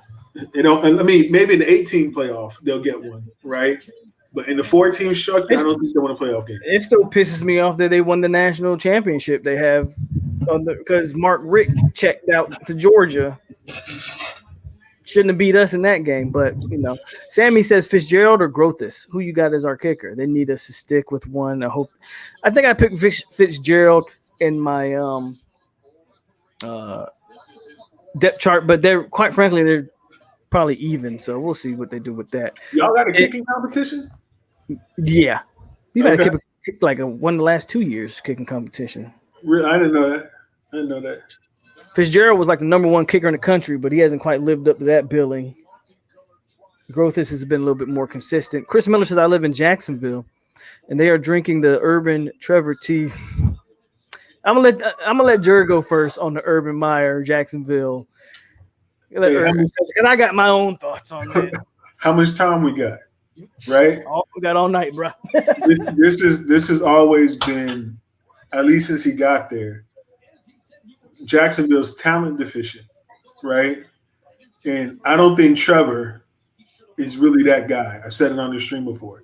He's not Andrew Luck level. He's not Russell Wilson level. He's a good prospect, but he's not that guy. So maybe Jacksonville, I don't know. Let's talk about him in 3 years. I don't see them winning the division for at least 2 years. And I think that might be too late because that gives Texans a chance to catch up with some high draft picks, et cetera. But yeah, that Jacksonville stuff's trash, man. I don't know what Trevor is. And to me, it's not even about Trevor. I'm looking at Urban Meyer's move so far. You bring Tim Tebow back to play tight end. Your first two picks are Trevor Lawrence and Travis Etienne. For what? Etienne to be a slot. Etienne, and then you're right. You're using him as a wide receiver, not even as a running back, who I don't think he was that great of a running back anyway. Very much product of the system over there at Clemson, in my personal opinion. I'm not a fan of the moves that Urban Meyer is making. Forget about Trevor Lawrence. Trevor Lawrence may be great. I don't have faith that Urban Meyer knows what he's doing at this level. Urban Meyer is a college coach because of what he can do on the trail. Sure. Can I say this? Yeah, go ahead. If Urban was really who I thought he was, Adrian, to your point, if Urban was college Urban, there's no way you don't trade up for Tony when that was their guy. Remember, that was supposed to be their guy, right? And if he really had that in his mind, like, this is my identity, I'm going to keep this identity. He got cut, by the way. Did he really? Which is crazy. Talking about, I think the Giants took him, right? I think he got cut. Did he really? I think he did. Hold I on, think I the gotta Giants see cut that. him. I gotta see that, dog.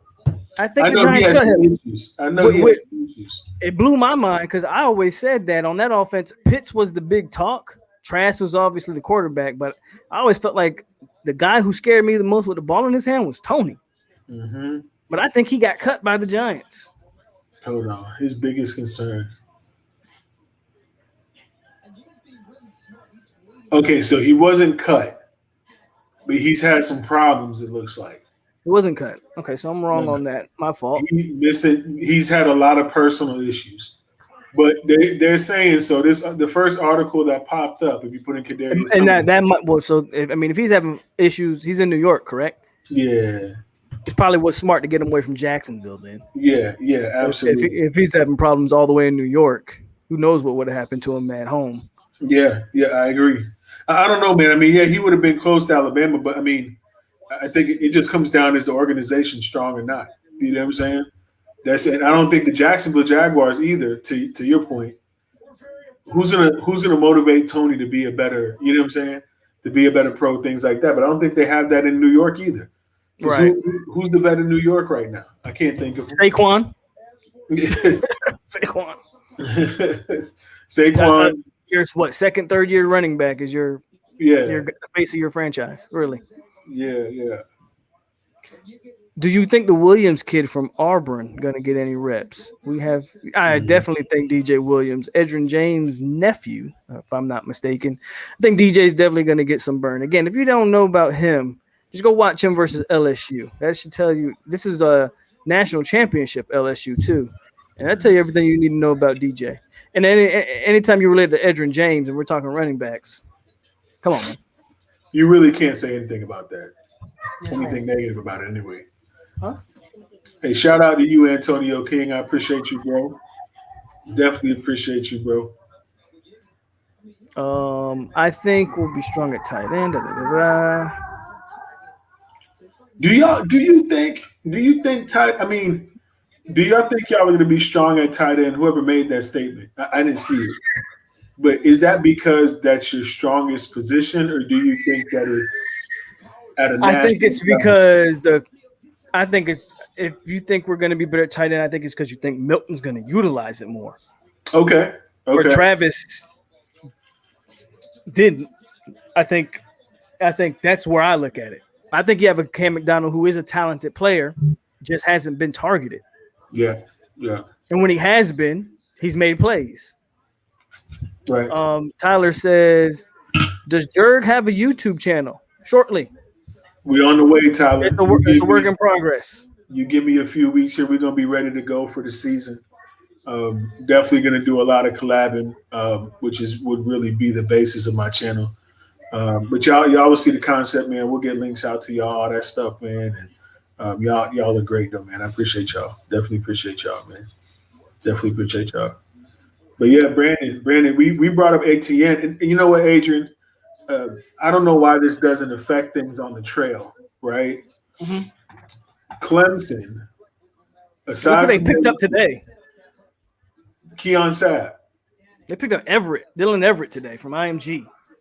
I thought they got Keon Sabb today. Did they get both of them? They must have got both of them because they got Everett too.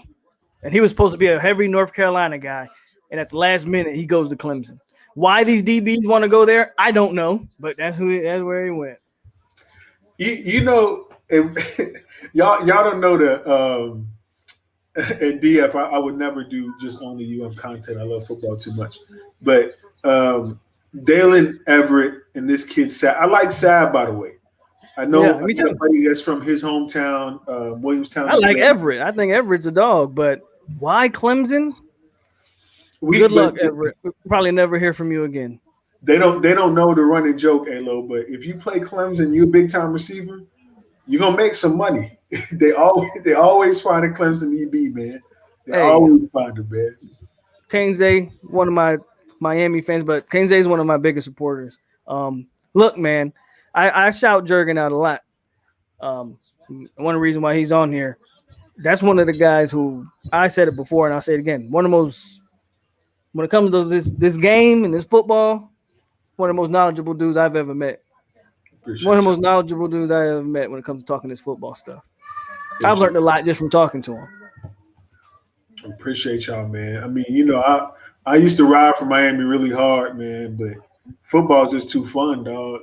You know what I'm saying? Because Miami will stress you out. You know how it is. Miami will stress you out, dog. So you just got to sit back and appreciate the game, man. You got to love the game, bro. Got to love the game, bro. And Miami fans, a lot of them, we've been through this stuff. A lot of Miami fans be goofy, man. Like it's crazy what some of these dudes be saying, bro. Like it'd be too much for me, man. I can't dig into it too much. So I just dig into football instead, Ever threw the hat at you see what he I said? saw that. Yeah, no, he threw the UNC head against the wall, which is crazy to me.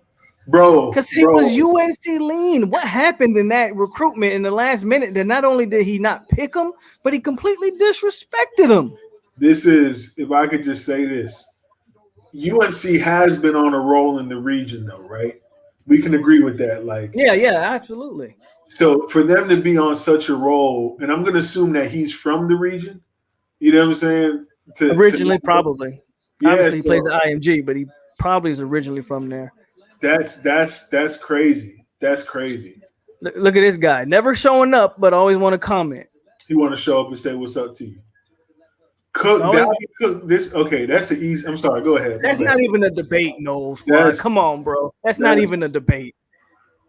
But I'll let Jerg. I'm biased, but I'll let Jerg talk about it. No, it's not close.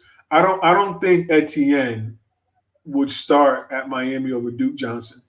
I definitely don't think that. He was split carries with a Mark Walton at Miami, just for my personal comps. At FSU, he's not starting over Freeman. He's not starting over Cook. I think we can agree on that, right? He'll probably, if it was him and Wilder in the backfield at FSU, they would split carries. Would you agree with that, Adrian? They're about the same level. If you had Etienne and Wilder in the backfield, let's say those James Wilder? Yeah, they split carries. I think they split. You Okay. know, but I don't know if Etienne's better than Devontae Freeman.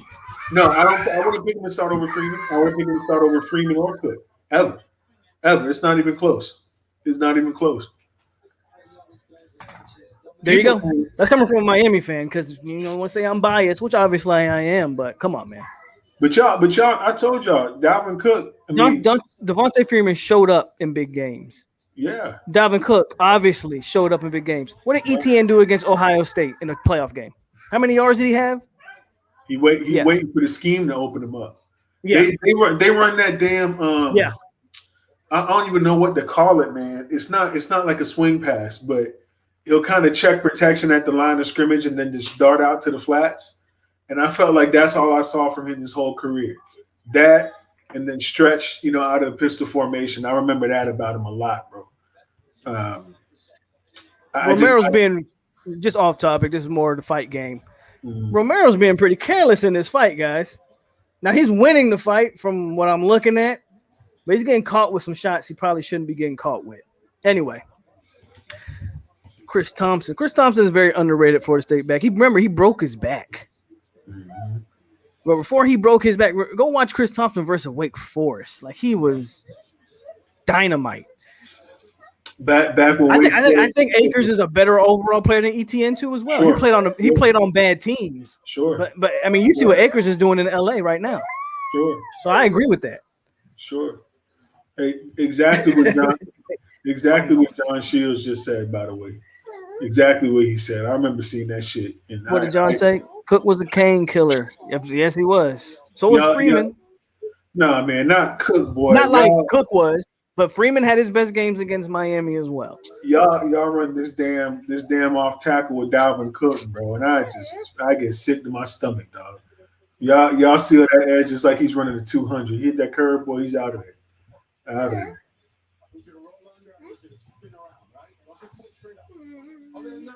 I was at the game against Wake. He went down right in front of us. One of the all-time greats, if you ask me.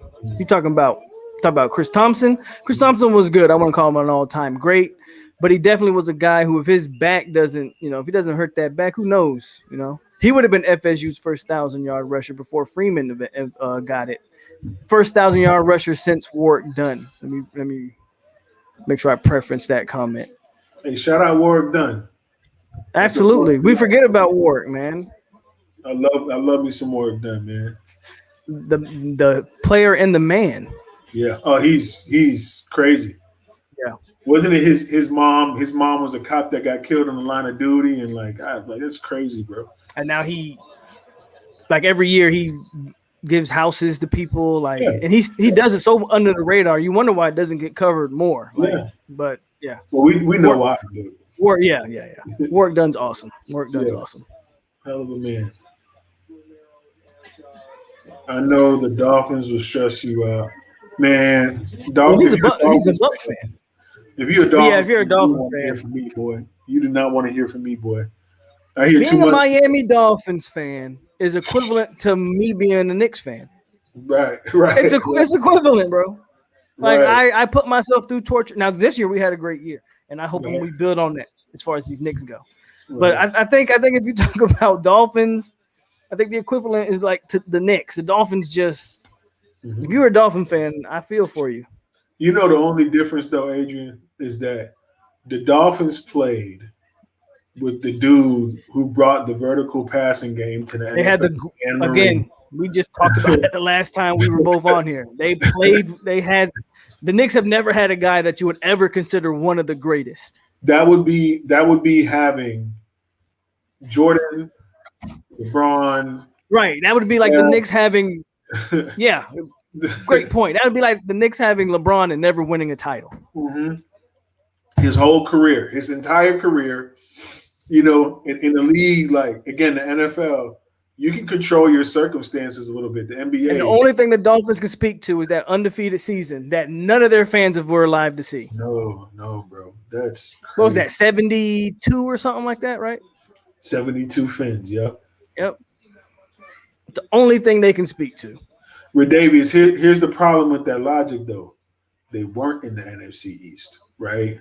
So they're 10-6, and in their last game, Bills dropped a 50 burger on them. Not 40, not 30, 50. So I don't know how strong that 10-6 is for a defensive football team. Shout out Sammy Lance. Go Bucks, man. Let's go, man. Let's go. We're gonna try to repeat. We're gonna try to repeat this year. And if we repeat, Adrian, I'm actively totally different. You understand? Bro, y'all repeat. I'm I'm with you. I'm like, you know what? Boy, can't nobody tell me nothing. If we repeat, nobody can tell me nothing for at least 15 years. At least. So do we want to debate this? Nah. You know the answer. You know the answer. Don't front right now. Do we want to debate this? It's not a conversation, bro. It's not a conversation, bro. You don't think it's a conversation? I think it's a really good game. Right? But we can pull out numbers and everything. Dog. That's if that's what you want to do. That's if that's what you want to do.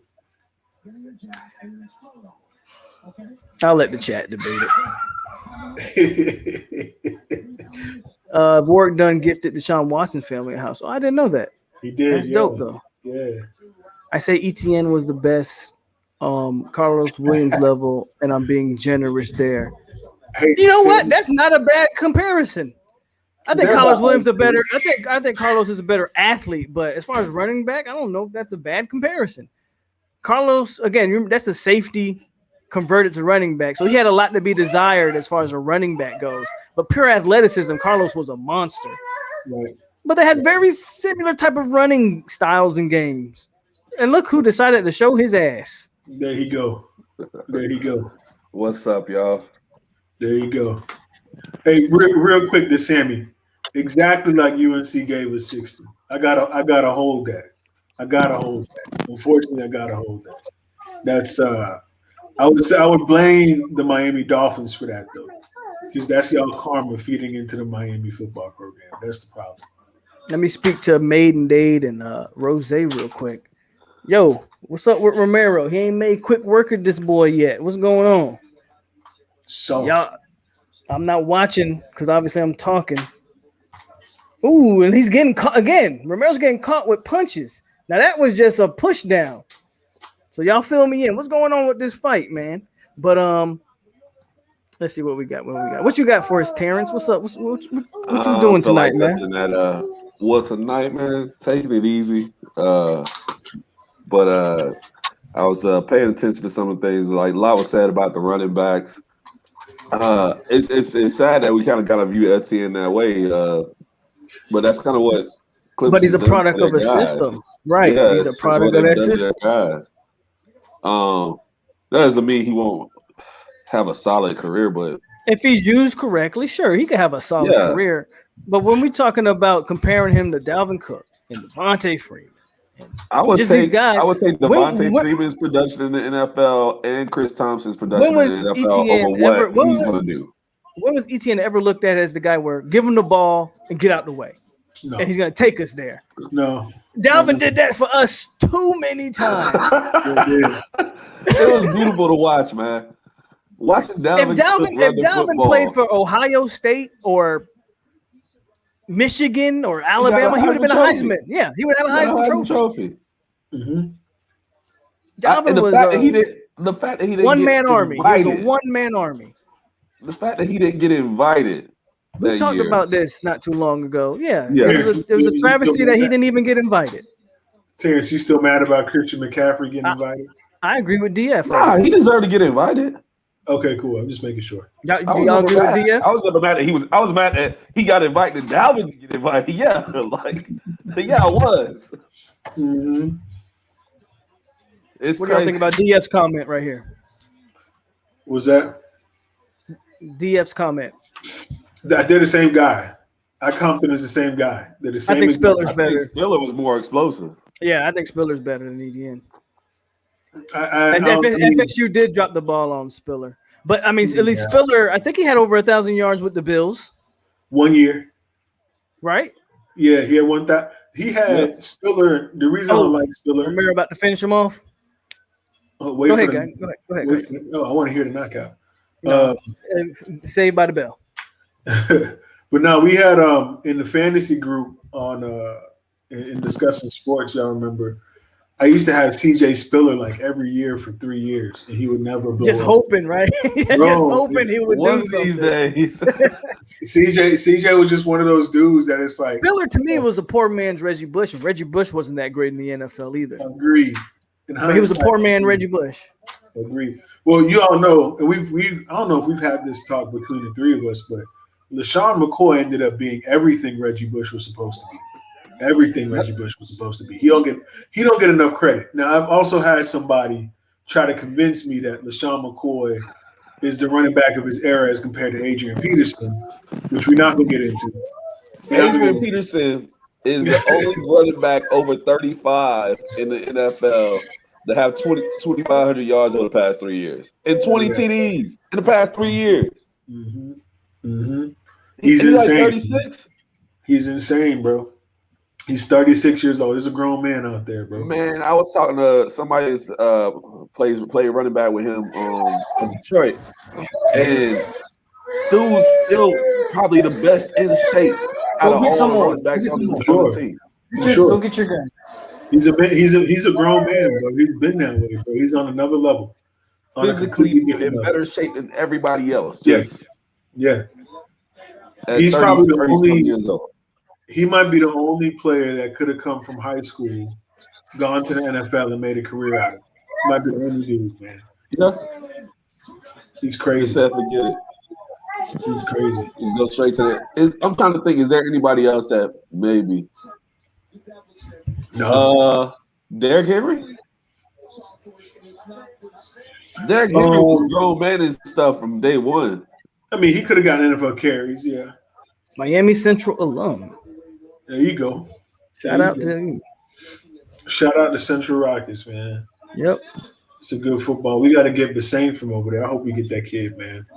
I really hope we get the kid, man. I'm trying. I want to put this out there so I can put Alo on the spot. We trying to get him to come out here for the road trip for the game. Yeah, that's in November. I'm gonna try. I'm gonna see. I'm gonna see if I can hit that up. Mm-hmm. It's far enough away. I might be able. Too, man. It's far enough away. So I'll fly into where? Dallas and go from there. Yep. It's far enough away. I might be able to get that. Be a hot man. Y'all bought tickets for that already, or For the game? Yeah. I don't think they're on sale yet. Are y'all just going? Okay. Let me know when they I'm go getting a on ticket. sale. Let me know. I'm checking it out right now. They said Romero fighting dirty. He's not looking like the guy everybody thought he was supposed to look like. I'll say that. Yeah. Tickets ain't on sale yet. Don't look like it. Yeah, I didn't think they would be. Yeah, they're not on sale yet. Single game What'd you have for ticket. dinner, Terrence? Man, so my little cousin in town from South Florida, so he ain't never had In-N-Out. Duh. So I got him an In-N-Out burger, you know, trying to change his life. Did he You get like In-N-Out? Huh? You like In-N-Out? They solid, man. It's a better tasting Okay, burger. let's have than, some. like, Let's have some fat boy talk. No. Best burger. best burger. Best fast food burger? Yeah, like best fast food burger. Yeah. Because In-N-Out ain't it. I don't know if y'all have ever heard of this place. Elevation Burger, bro. Let's deal with that. Let's deal with chains, bro. Chain. I mean, well, it's a chain. It's a chain, but I think they went out of business recently. They was out from. They would have one in Broward, but See, In-N-Out is one of them burgers where you hear so much hype about it, and then you get it, and you're like, "The fuck is this?" Well, I think the thing about In-N-Out was it was supposed to be a simplistic burger. It's supposed to be So basic. for me, it's trash. It's Five Guys. I mean, Me, it's okay. Five Guys. So I wasn't gonna include Five Guys in because they don't have drive-throughs mostly. But I'll say this: I forgot all about this place until I just recently went back to the crib. Steak and Shake got some burgers, bro. Steak and Shake. Steak and Shake got some burgers. Yeah. They always go hit, man. Especially at 3 in the morning. Steak and Shake hits. hey, I would settle on Five Guys. Five Guys I think has. Yeah, I'd settle on Five Guys, bro. I've never been enamored with Five Guys. Like In-N-Out, bro. In-N-Out. Every time I go there, it's a little patty and this big ass piece of onion. Every time I go there, and it's Whataburger's not bad either. Whataburger's basic as fuck too. Like if you go call In-N-Out basic, I don't like In-N-Out. Whataburger's not bad. Fat Burger out in LA. I've never been to Fat Burger. Yeah, I've never been out there. So, bro, you basically build your own burger or whatever you want to do. But man, I'll put it this way. I was flying out of LA, right? Mm-hmm. And I had them like once while I was there. I literally had to stop by there to get me a burger before I left. Mm-hmm. That's how good. Like and it was like 10:30 in the morning, right when they first opened up. I hear you. I went to go get a burger, man. That burger was good as fuck. Mm-hmm. I'm sitting on the plane eating it. I've had a Shake Shack burger before. They decent. They pretty good. Panama Jack. Brahms is underrated. If you don't have a Brahms near you, Brahms is very underrated. It's very underrated hamburger. Very, very underrated hamburger. I don't know if you don't have one down there in Arlington, do you, Terrence? I've seen them. I don't know if I've seen them here in Arlington, but I've seen them like when I'm up there in Addison. Hey, DF, you ain't said nothing but a word, man. Hey, DM me on Twitter. I'm gonna bring Terrence with me. Hey, hold up now. Yeah, I've seen him. I seen him before. I think Romero lost some fans tonight, y'all, with that performance. I think he lost some fans tonight. Getting booed heavily. He won. He just got the knockout, but a lot of dirty tactics from your boy here tonight. Mm-hmm. Rose said, "Yeah, Romero Garbo, the crowd booing him. Yeah, he might have lost some fans here tonight." Hey, yo, DF, we gonna hit up the Duncanville Maitre D. Modern day, yeah. I hear a lot about Cookout. I heard Cookout is real good from what I hear. Cookout just got way too many things that they do though, bro. Like you go to Cookout, they got. That's funny though, bro. It's like I don't even know what to order. Like they got ribs, they got burgers, they got tacos. Like You think what's the other little spot over here that they got out here in Texas? Not In-N-Out or Whataburger, Jack in the Box. Jack in the Box got a I whole hate bunch that of place. stuff. I hate Jack. They Jack got in a the Box whole is bunch of stuff, garbage. and none of it is really good at all. Jack in the The Box. only thing I like from Jack in the Box is when they was like close. their egg rolls. and I remember the first time I ordered a taco from there, it had a slice of cheese in it, bro. Bruh. I was like, what is this? I was like, what are we doing here? What is this? I hate Jack in the Box. Yeah, Jack in the Sad Box. part is was, trash. bro, it was like 2:00 in the morning when I got that. First taco. time I went to was so fucking Texas, pissed. I went out Oh, I gotta there watch and I my was like, language, I forgot. Jack in the Box is trash. I'm just to say that one I more agree. time. I agree. Jack in the Box is garbage. Them If you boys- like Jack in the Box, more power to you. But there's a Jack in the Box that stayed open right next to the job here in Louisville. The only time you see people there is after 10 o'clock at night. After 10 o'clock at night, up to about 7 in the morning. After and Taco Bell will be my first pick over Jack in the Box. If we're talking about after the club, if you're talking about after the club food, yeah, it's Taco Bell.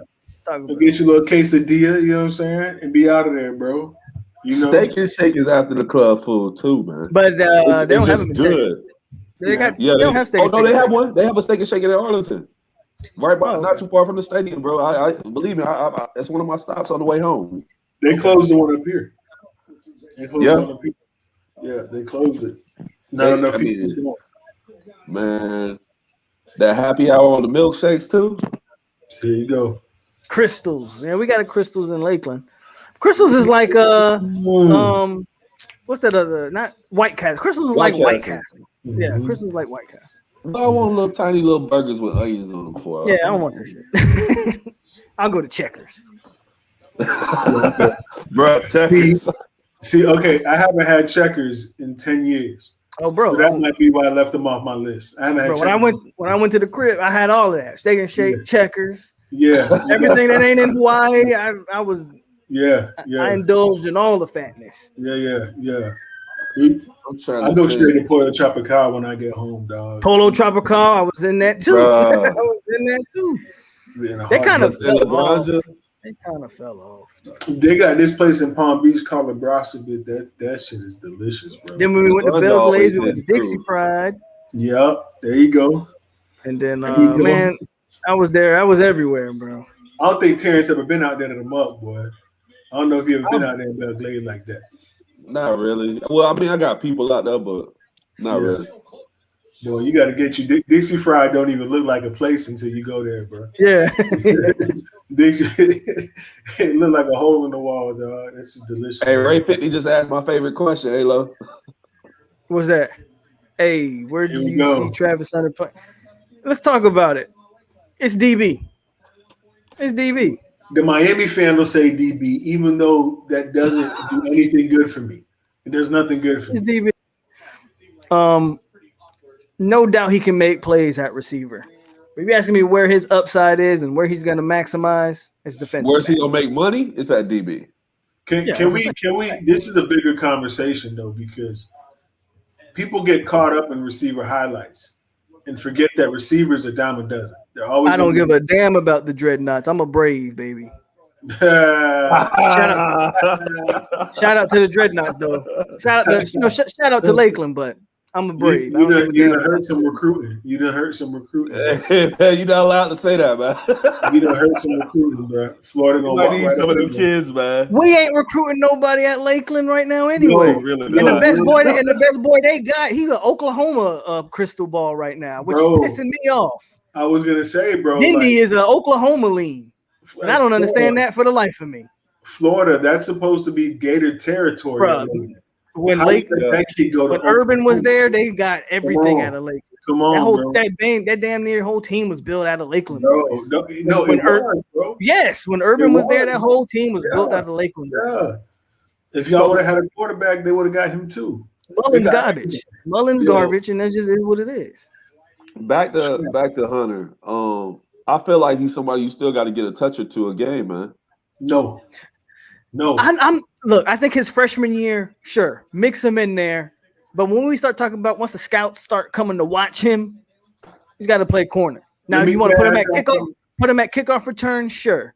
But that wide receiver stuff, this isn't the '90s anymore, bro. I don't. Hold on, bro. Go ahead. Let me ask you something. What is one touch? Tank knocks Romero out. Asleep. Period. Go ahead, Jared. Period. But what does one touch a game do for Travis Hunter? He's not a Percy Harvin mold, right? He's not going to. He's not. No, be real with yourself. He's not. All right.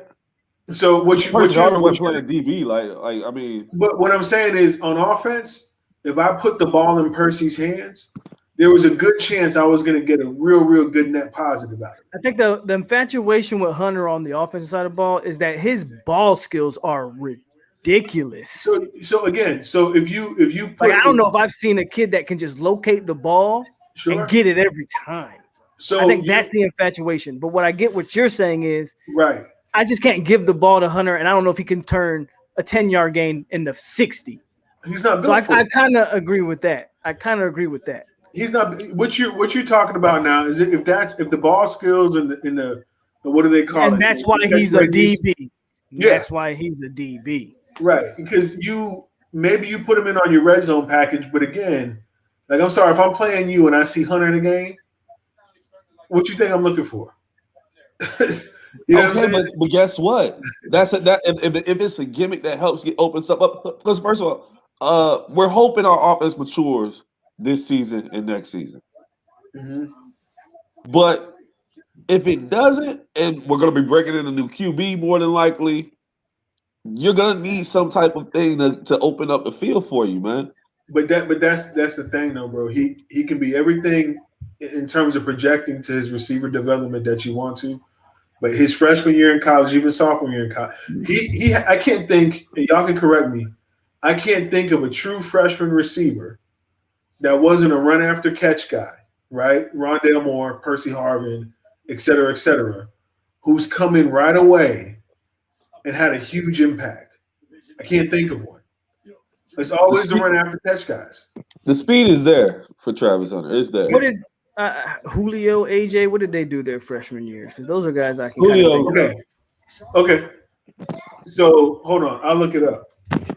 They were the same class, by the way. I remember when we were actually in on the recruit for Julio, man. But this question, thoughts on Travis Hunter's speed? I would actually love to know what he runs. Because when you watch his highlights, when you watch his highlights, all of his highlights are him going up over defenders and just snatching the ball out the air and almost like, in ridiculous circus catches. But I can't recall a highlight where he took a screen pass 50 yards. I could be wrong. I have to go back and watch his tape. I haven't watched it in a while. So I would love to know what he runs. I mean, he's definitely not slow. He's definitely not slow. But what we're talking about is, right? And I hope y'all are seeing, Adrian, I think you see it, and I hope that the chat sees it, and you too, Terrence, right? But if I need a spark on offense, right? If I need a spark on offense, it has to be a guy that I can put the ball in his hands, and he's going to make something out of something that isn't there yet, right? Now, if I need a 50-50 ball, again, red zone, from what I'm hearing, then Travis is my guy, right? But at that point, we're just kind of splitting hairs. Like when y'all say to me, should we get him involved with offense? And I'm not saying that you're saying this, Alo, but like, any Florida State fan, like whoever, right? To me, it sounds like, okay, it's 1st and 10. Here's the Travis Hunter package. You know what I'm saying? We're going to roll that. I think the Florida State fan who wants him on offense, Travis Hunter competes in this 7-on-7 game, and he takes it serious. And we know what the 7-on-7 is. It's just an offensive showcase. And so they're watching the 7-on-7s, and they're just seeing him making ridiculous catch after ridiculous catch. And I think they're just thinking, put him at wide receiver. And I'm just saying, no, what I see is perfect for DB. He's going to shut one side of the field off. Good luck. Mm-hmm. I dare you to throw him his way. Mm-hmm. So here's the thing. Shout out Panama Jack, though, because Panama Jack, you hit the nail on the head. because that if he does anything, that's what I would ask him to do, right? But also remember, Benjamin just didn't do that because he was 6'5". Benjamin was 6'5", 231 pounds, right? Benjamin was a bully. He was an absolute bully. I'm not talking bad about Travis when I say this. I don't know if he's that yet. No, he's not 6. No, No, he's only But 6'2", 180 so right now. you don't make too many kids 6'2" that can flip hips and run fluidly. Let him Thank play you. corner. Let him play corner, even if it's the short side of the field. Let him have a side like Richard Sherman, right? And you just stay there. You know what I'm saying? I'm not gonna worry about nothing else. Nothing else. If he's a master at corner, McCall's gonna play free safety. Am I correct? He's probably one of the safety spots if I had to guess. Okay. So Yeah. He's another guy who plays offense. right. So but he's definitely defense. He's definitely a DB. sure. So you give McCall a chance to look a lot better because Travis is there. Hell yeah. You know what I'm saying? We need him on defense. I don't think anybody's arguing that we want him at wide receiver over DB. I don't think that'd be a stupid Nobody argument. here is. Correct. But believe me, Oh, yeah. there's a lot of real conversations that people think And like I said, it's a stupid receiver. argument. Well, It's a stupid argument. So, but I mean, and it's not that he will be incapable of playing wide receiver and probably being productive, even getting drafted. Of course But he'd be capable. Yeah, I mean, if he wants to be the guy here at FSU, it's going to happen at DB. And real quick, the problem with wide receivers is this, right? Unless you're Julio Jones or AJ Green, and I looked up their numbers, right? Julio Jones is a freshman, 58 catches, 924 yards, right? 15 yards a catch. AJ Green, 56 catches, 963 yards, 17 yards a catch. And those aren't necessarily, especially AJ. He's not really run after the catch kind of guy. No, that's no, impressive.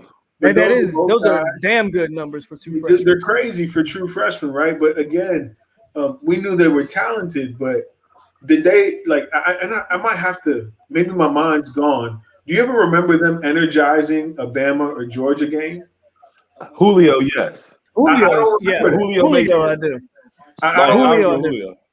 As a matter of fact, I think it was it against USC or Virginia Tech? I think It was Virginia a big Tech. game. And it Like was an opening season game, and Julio was just killing. He showed out. Like, hold on. Y'all mentioned the purple chickens. Y'all mentioned Julio's still doing Julio things. It don't matter if it was the purple chickens. It don't matter if it was Julio's still doing Julio went out there. Y'all mentioned the purple. You know what? This is the first time, surprisingly, them chickens have been mentioned in this chat. The first time. No, last year during the season, there was a Virginia Tech fan that used to come through all the time. Word. Okay. And we ain't never talked about Virginia Tech. He disappeared though. He disappeared. But I'm telling you, once the season starts, you're gonna see. There used to be a Virginia Cavalier fan used to come in here and people just emerge from the depths of the abyss and just come in. You'll see it when the season starts. Let me tell you something, man. They just the worst, man. The worst. I hate them. But again though, even if that's true with Julio, right? He's also on the field every snap of the game, I'm sure, for Alabama. You know what I'm saying?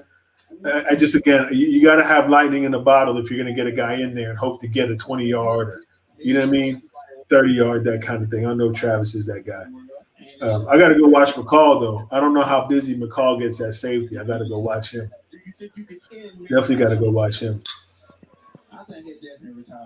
And shout out to the Suns. The Suns about to screw this whole thing up. I see that. They're about to screw this whole thing up, bro. Suns just blew it. Because that's a series right there. They win this game. That's a wrap. Yeah. That's a wrap. Yeah. Y'all They're not going back to Milwaukee. Yeah. I don't know what Chris Paul has this game. Justin Holiday. Chris Paul has to take over. He's -16. He's his like when he's in the game, he's -16. So 9 minutes left. on him. They're down 10. I mean, Suns could make a move, but yeah, come on now. Paul is 5 for 11 points, 9 assists. Yeah, that's Holiday's going Holiday off. busting it. Yeah, holidays. 27, Snap. 27, bro. Yeah. I don't know, man. Chris Paul, this might be it, brother. You might have to call that a day, champ. Because Hey, that question is Giannis the clear cut MVP? Of Finals the MVP? finals, if they win it, yeah. But then again, I haven't really been paying attention too much. Like, what's Middleton averaging? Oh, That's a great question. Middleton. I mean, Giannis is the But I MVP. mean, they'll give it to Giannis. They'll give it to Giannis. they got. I mean, yeah. He just average 40 in Milwaukee? Did he average 40 over those 2 games? Because I mean, Middleton. Or he's had a couple bad games. He had that one bad game. He had Yeah, he lost it. He lost Middleton had a game where he only scored Yeah, 11. it'll probably be Giannis. But he's Y'all had hold it down 29, real quick. 11, 18, and 40. Who, He Middleton? dropped 40 last. Yeah, Middleton dropped 40 last game. He don't have double. He's not over 20 today, is he? Yeah, he had like 22, 25. Oh, is he 22 right now? Okay. Yeah, I don't know. I still think it's. I mean, the way Giannis stepped up, you know what I'm saying? Game 3, game 4. I think you kind of have to give it to Giannis, but it's a matter of opinion at that point, right? Yeah, I wouldn't be mad. I was just wondering, it's because I mean he's had 20, 42, 41, and 40 and 26. Like, and then this game he got another 20. So it's him. Yeah. A whole bunch of rebounds, big time blocks. Yeah, it's him. Real quick, William Washington. Yeah, they nobody talks about J. Rue, but then he get 4 years, 140 million or something like that. He got paid. He got paid for it. That's really all that matters at the end of the day. J. Rue got paid. R.I.P. Biz Marquee. R.I.P. to Biz. Yeah, man. Hey man, Errol's gonna be a problem, man. I think Errol gets the KO. Gonna be Errol is a problem. Now. Well, I mean, I think what I'm saying is he's gonna get the KO. On Pacquiao, you think he'll knock Pacquiao out? Yeah. I think it'd be a 12-round decision. I mean, so you think he plays it safe then? No, I just think Pacquiao's a tough motherfucker. Like, I mean, you saw what he did to Keith, and I remember I told you what he was going to do to Keith. You paid me money. I want money off of you for that. I told you what Pacquiao was going to do to Keith. I told you. He looked so freaking timid. Like Keith got Keith. What? How much? I think it was $100 we bet, right? No, we bet no damn $100. It wasn't $100, bro. It was like $100. I think it was $100. It was 50, either 50 or something like that. I don't know. But I told you what. Check the cash out. Go check the cash out. It was like 2 years ago. Go check my cash out. Like 2 years ago. But it was.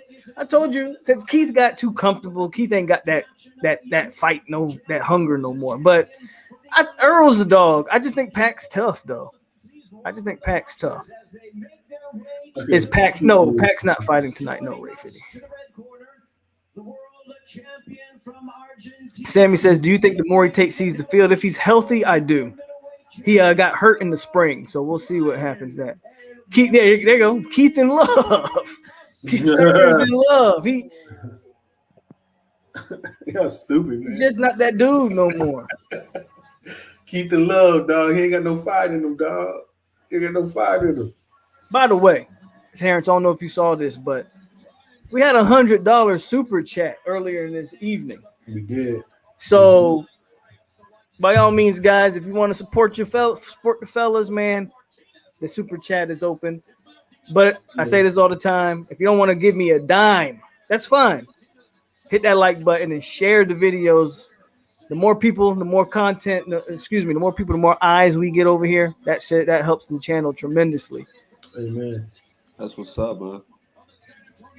And shout out to what was the name again? Shit. Seminole Truth or something like that. True No. Shout out to True No for the $99, man. $99.99. Big money. He hooked it up. I want to start a business to get these college players paid, but get some profit off the NIL. T-shirts. Hey man, T-shirts. No, seriously. If you think about it, unless that kid has the equipment at home, he can't print his own shirts, and he probably doesn't want to go third party, right? If you can print some kids T-shirts that lives in your area, sell them at a game $10 a pop, and give him a cut, they won't be mad at that, man. People love that kind of deal, man. If you the type of money you can make off of not working, slow money, or that passive income type thing, they'll take that all day, bro. He's responding to you, Panama. I got a friend of mine here in Louisville that prints T-shirts on her own. I told her she needs to go to UNT, get to these kids, because all you got to do is go to a game, say, hey, listen, you can either sell the shirt yourself or I'll sell them for you, but I'll give you 40% of my profit, whatever it is. That's money in the bank. That's money in the bank. She probably makes one shirt $2 a shirt, sell them for 10. You go from there. Go from there. Main event on the way, folks. Undisputed on the line. Hey man, I Lions realized I lose a only. little bit too much money for you to you, bro. I was scrolling through. You can just search and see. What was it? I lost. I can't find that one. It's probably on my other phone. But I realized I also lost money to you for FSU basketball bet. Yeah, you bet me on was it the Michigan game? Yeah, the Elite Eight game. Yeah. Terrence, just pay that man bills a little bit, dog. Pay his bills for You me. know, just pick up a phone bill or something. Just stop betting me, man. No, keep betting me because I'm making money off you. Keep betting me, matter of fact. hey, Jerry, you gonna play Ray 50 and Madden, man? On the PS5? I'm sorry, on the PS4. Yeah, these two play Madden. I don't play it like that. Madden's trash. My name? Who said my name? He Ray 50. Ray 50 said, "Who want their ass whooped on that Madden tonight?" I mean, put your gamer tag in there, Ray. I mean, Jurg and Terrence, they play it. They play it faithfully, as a matter of fact. I've been known to do some things. I don't even have it downloaded personally, so. Yeah. You know, one thing you should get hooked up, Adrian, NCAA football. You get that hooked up. While you got some time. I knew that was coming, man. You get that I knew it was coming. I walked myself into that. I forgot. You know what I'm saying? I was sitting here. I'm like, damn, he ain't brought up NCAA yet. No, I was trying to be a gentleman about it. 10 seconds and he ain't brought it up. No, I was trying to be a gentleman about it. You know what I'm saying? I was trying to be a gentleman about it. Y'all add Ray 50. Hey, you better take that home, man. Ain't no hit sticks over here, bro. Ray, you know what, Ray? I'll consider it. I'm getting old. I might hit you up tomorrow. The hit stick, huh? Ray, what's your record? What's your record on? Now you're trying to pull credentials. No, I'm just curious. My last 18, I was 17-1. I stopped playing on the randoms. What do you call it, Terrence? Like the lobby game or whatever. I never played those, man. Aren't y'all like in a league or something like that? Yeah. We're in a league with each other, yeah. But now I hopped in them lobby games, and them people's trash, dog. Everybody quit on you.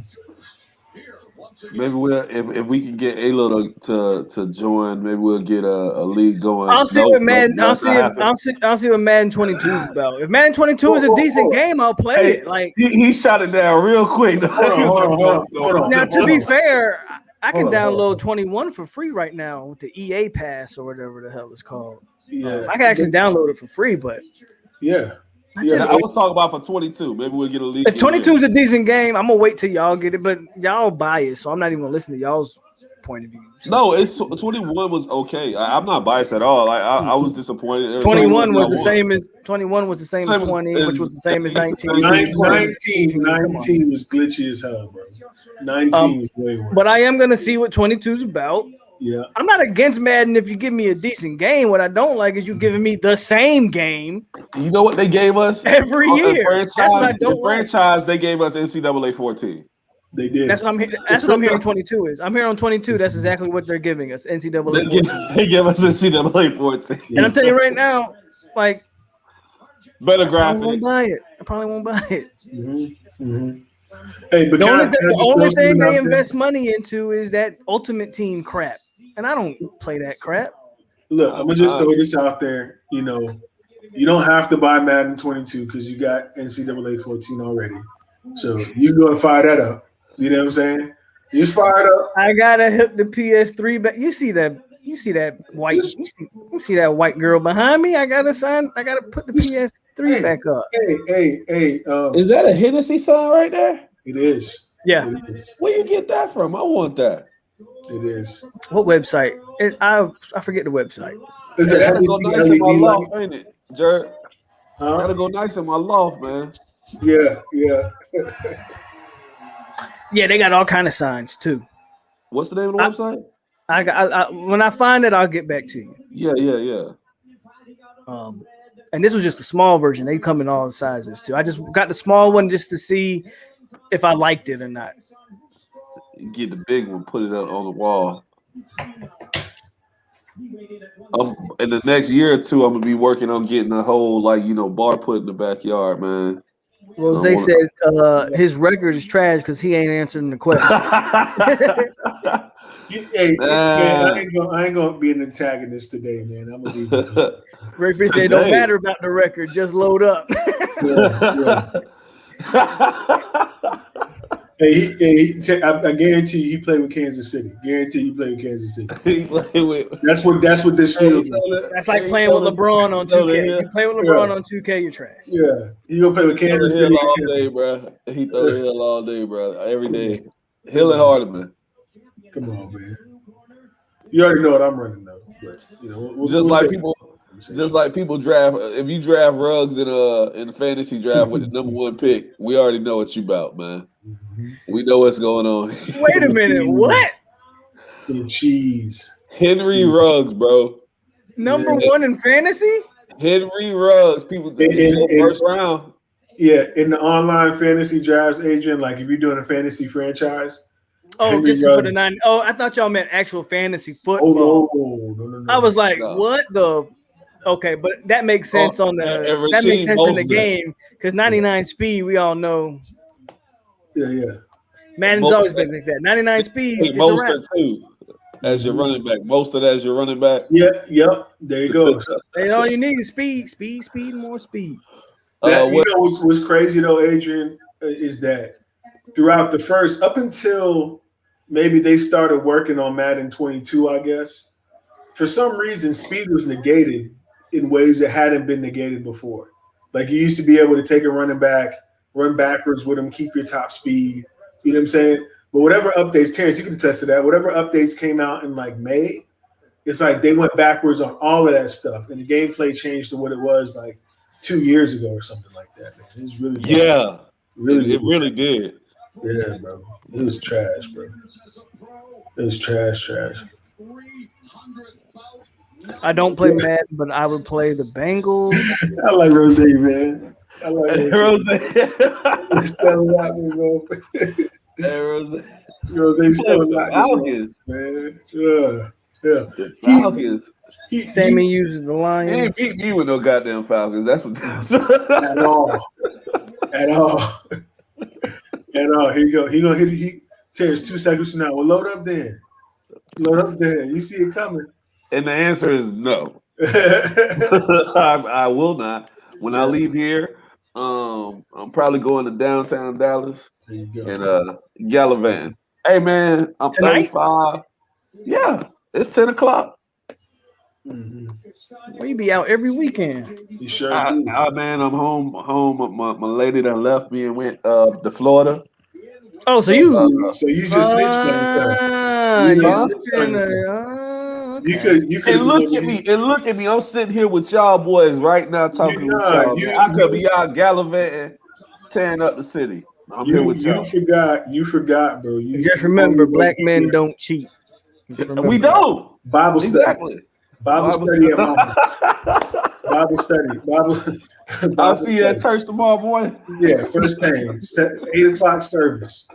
8 o'clock service, bro. You know how it is. Oh man, gotta open the doors up for them. Yeah. I'm going out. I root for Tom Brady. Go Bucks, man. Tom Brady, I guess. Go Bucks, man. Terrence, doesn't it suck though? You became a Panthers fan. You know what I'm saying? And then the Bucks don't won 2 Super Bowls since you've been a Panthers fan, right? No. Ain't that true? Oh, we won one Super Bowl since you've been a Panthers fan. Is that what it is? Bro, what are you trying to get at, man? No, I'm just saying it must suck because you used to be a Bills fan, and then you became a Panthers fan. So let me put this out there. I know none of the people in this chat necessarily know that. I'm gonna answer this for both of y'all right now, so this is very Here we clear. go. Here we go. As a kid, I was a Buffalo Bills fan because my dad was. Right, Jim Kelly. How that Jim Kelly? Jim Kelly. I saw Jim Kelly. Right. Bruce. I wanted to be Bruce Smith. Right. Thurman Thomas, Andre Reed, Right. Steve Tasker, Don Beebe, all those guys. Love them. Right. Check this out. I want y'all to carry the conversation. Sure. Yeah. Because I'm gonna be watching this fight and conversating with y'all at the same time. Sure. We got you. Sure. So I watched all them play, and I love football. I got to see all 4 Super Bowls that they lost, and I cried as a kid watching them lose those Super Bowls. At 6, 7, 8, 9 years old. Mhm. And it got to a point, still love football. I watched them, and Mhm. I remember it came around the time Rob Johnson was there, and Doug Flutie was there. Uh-huh. And for the life of me, I couldn't understand why Doug Flutie wasn't the starter. Uh-huh. And I think, what was it, Wade Phillips was the coach. And he just would not, he just was so in love with Rob Johnson. Yeah. Yeah. And Doug Flutie would come in and save his life time after time. Okay, I think I'm gonna let y'all finish. I think Charlo lost the first round, y'all. Y'all let me know in the chat, but I got Charlo losing that first round. Go ahead, Terry. So all that happened, and I just gave up. It was a playoff game, I think, and he put Doug Flutie in at the end, and he was balling. Uh-huh. Almost saved us, and I was like, I'm done. I gave up. I stopped watching football. I think this was around the same time one of my favorite players retired, Barry Sanders. Uh-huh. And I was just like, I'll pay attention to college, and I stopped watching NFL football. Uh-huh. It took a few years, and I would talk football with my friends, and they'd be like, but you don't have no team. You don't have no team. You say you're not a Bills fan anymore. You don't have no team. And it took until it just so happened Carolina was the worst team. We were sitting there having a conversation. Carolina was the worst team. They had the #1 pick. Mm-hmm. Didn't know at the time that they was going to take Blaine Gabbert or Cam. I actually wanted. Was it? Oh, so you didn't become a Panthers fan till Cam got there? I did not know that. On a drunken night, I decided I was going to be a Panthers fan. Why didn't you be a Bucks fan, Terrence? Huh? Why couldn't you be a Bucks fan? A Bucks fan? Yeah, why not? I picked the worst team. Okay, that's fair. That they were the worst team. Like they had the worst record, and I wanted them to draft AJ Green. I think because I was like, why would we draft a quarterback? We just drafted a quarterback in the 2nd round last year. Give Clausen a chance. In my head, stupid. but say, no more draft advice from you, sir. Well, at the time, Cam had his issues, and to me, I saw him as a Gator. Sure. Like, so you're being a hater in school, yeah, school. Yeah, that's kind of how it was. And so, I wanted them to draft a receiver to put opposite Steve Smith, and they went quarterback, and the rest is history. Yeah. Well, we won a Super Bowl again. Actually, Charlo. What happened? Charlo got a good hit in. Is that what that sounds like? Charlo got a good counter punch and started going off, but I think Castaño's doing actually a really good job right now. Yeah. But yeah, man. I'm a Panthers fan. I'll continue to be a Panthers fan. I don't necessarily like how they've done certain players in the organization, but that happens a lot. Like who? Steve Smith. Cam definitely. Who else? There's a few guys like that's just how they operate in some cases. And speaking of Panthers, did you watch Greg Hardy get put to sleep last week? I did not. I heard about it. I was like, damn. Nah, and Greg. the crazy thing is, he was whooping dude, and he just got caught. It just take one punch, Greg man. Hardy was still alive, bro. Bro, he pretty decent heavyweight in the UFC. Yeah, he's pretty decent. Greg, he is. He's solid. He ain't gonna. Yeah, he's decent. For a belt. He might go on a run and win 3 good fights, but he probably never be champion. Yeah. He'll never be champion. He would not even get a shot at the belt. I can see him being a gatekeeper at some point. That'll be his ceiling as a gatekeeper. Mm-hmm. Like, hey, you got to be able to beat this guy to, start getting serious fights. Yeah. He's too old. Yeah, and I mean, there's nothing wrong with that. He started his career late.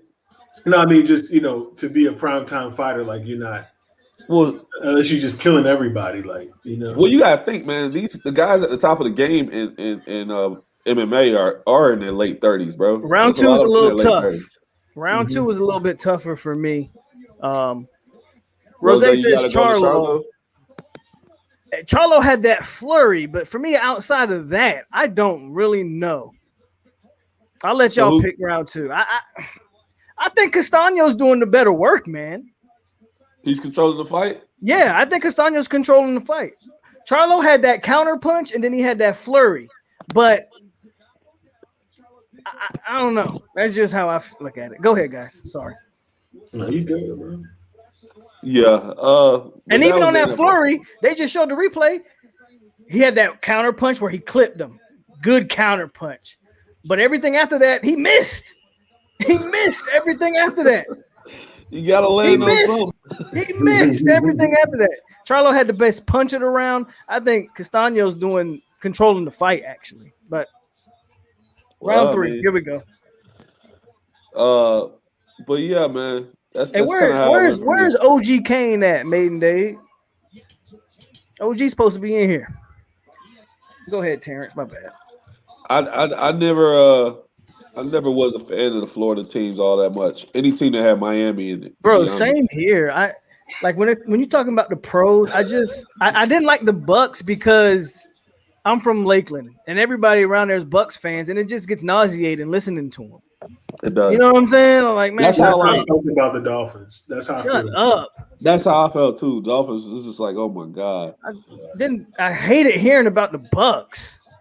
Until Winston got there, but that's is what it is. And then the Dolphins, I just never had a connection with. And at one point, I actually kind of liked Jacksonville for a little bit. They had, but I never could call myself a Jaguars fan.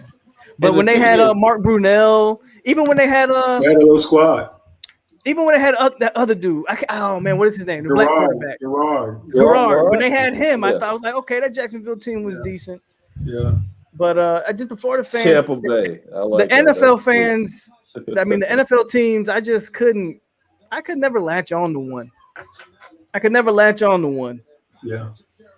And I mean, for like, man, you go and look at all the other sports, man.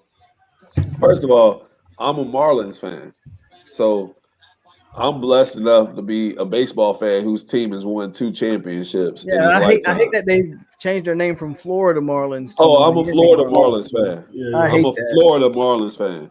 Like, I remember when they were talking about building the stadium, they were gonna put that stadium around the corner from Calle City, bro. First of all, the old Florida Marlins hats, man, might be the best hats out there, bro. Man. Oh my god! And I don't know why they switched to Miami. I don't do that whole Miami. With I do the F Florida and the Marlins. man. I got the Florida Marlins shirts. If you see me buy a shirt about the Marlins, it's a Florida Marlins shirt. It's the old stuff. Like, you gotta get the old school Miami stuff.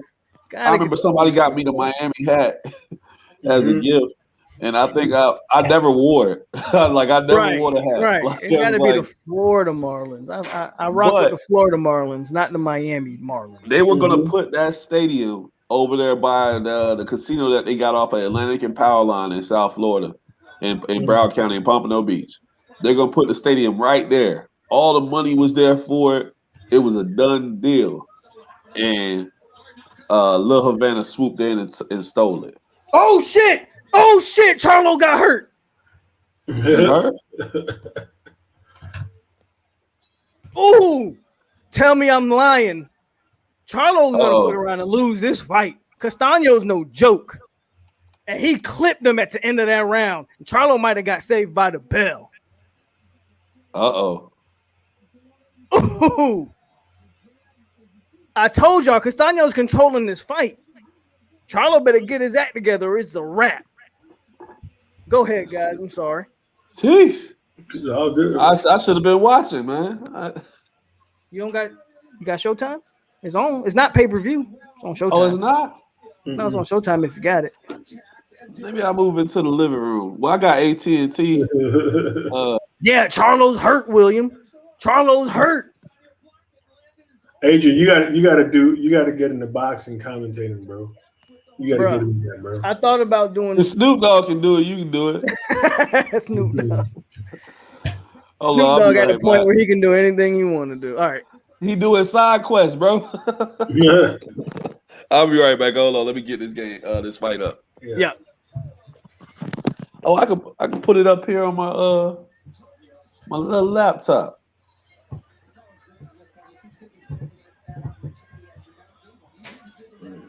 Charlo losing this fight right now, folks. And Losing. through four rounds, I can't even say he really definitively have won a round.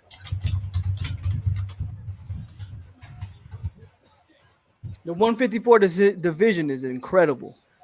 And Castaño showing that. People thought Charlo was gonna walk through this dude, and that is not the case. Apparently, it's not the case. Hey man, Pete, man, I'm for the bow out here tonight, fellas. You done? Yeah, man. I got the baby going crazy in the other room, dog. So I feel you. we'll catch y'all, All right. man. All right, bro. All right, y'all. Take care. All right, homie. Indeed. Good night, John. Thank you for coming in. It is getting a little late, so I get it. You know, Yeah, he did it 2.5 hours. Heading out. I got you. I'm trying to find this fight. Well, After this- the website to stream it. After this fight go off, I'm gonna be done myself, but we got a good one. I don't want to start no trial. I can sign in. So how long is your old lady in Florida? She's just there. It's her aunt's birthday, man. So she just she there till Sunday, I think. Oh, okay. So she'll be back. Yeah, just for a quick little trip. Ooh.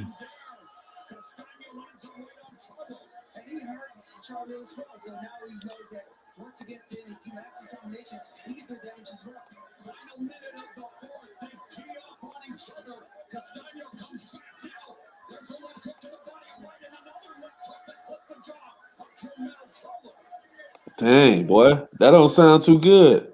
You hear it? What I'm listening to, man, don't sound too Yeah, good. I'm trying to tell you, man. No, this Castaño dude is pushing the fight. Like Charlo's been backed up on the ropes the whole fight. Okay, we good. Let me go ahead and mute it though. Appreciate you for coming through, No Squad. I appreciate you, man. Yeah, Charlo. I didn't mean they said, I guess he's trying to throw this little jab out there. No, the difference in that Tony Harrison fight, Rose, is Tony Harrison just was outboxing Charlo at certain points. Castaño might knock Charlo out. Like, he's hurting Charlo. He's throwing punches with better purpose. Bruh, when he connects, he's hurting Jamel. But what's up, bro? What you been up to? But interesting, man. You drinking on anything tonight? Who, me? Yeah. Not yet. But you do plan on going out later, right? Yeah, man. I mean, it's still early for I'm me, gonna have man. to hit up. Yeah, I'm gonna have to get to Dallas with y'all one of these days. I mean, see, by the time you got to Dallas, I was out of here. I do certain things. I don't know if Jared's allowed to go ahead and go out and do what I do. You know, and then I do stuff at the crib too, man. I have little gatherings, so you know I'm a chef too. So like I'll do like a happy hour at the crib, light up the hookahs, get some cigars out, have a whole bunch of food, and everybody bring a bottle. I'm trying to avoid Texas once I leave here because I done been there too much. But we'll see where they end up putting me. I mean, I love, man. It's a good decision. It's one of my better decisions moving here, man. No, don't get me wrong. I like the state. I love the state. Actually, I think Texas is a dope ass state overall. Yeah.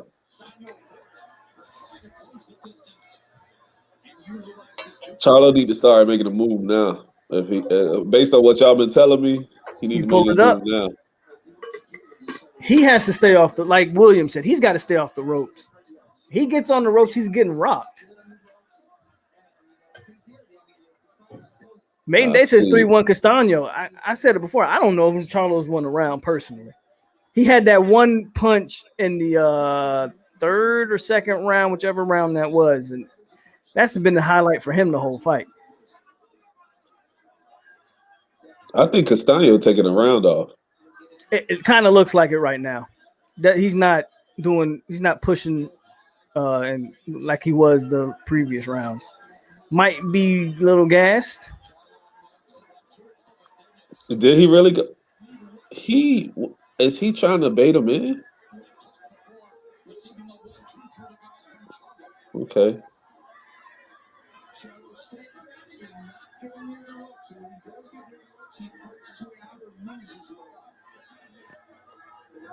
Yeah,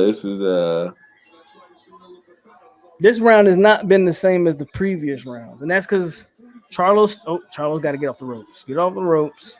There you go. And I agree. I think Castano kind of taken off of this round.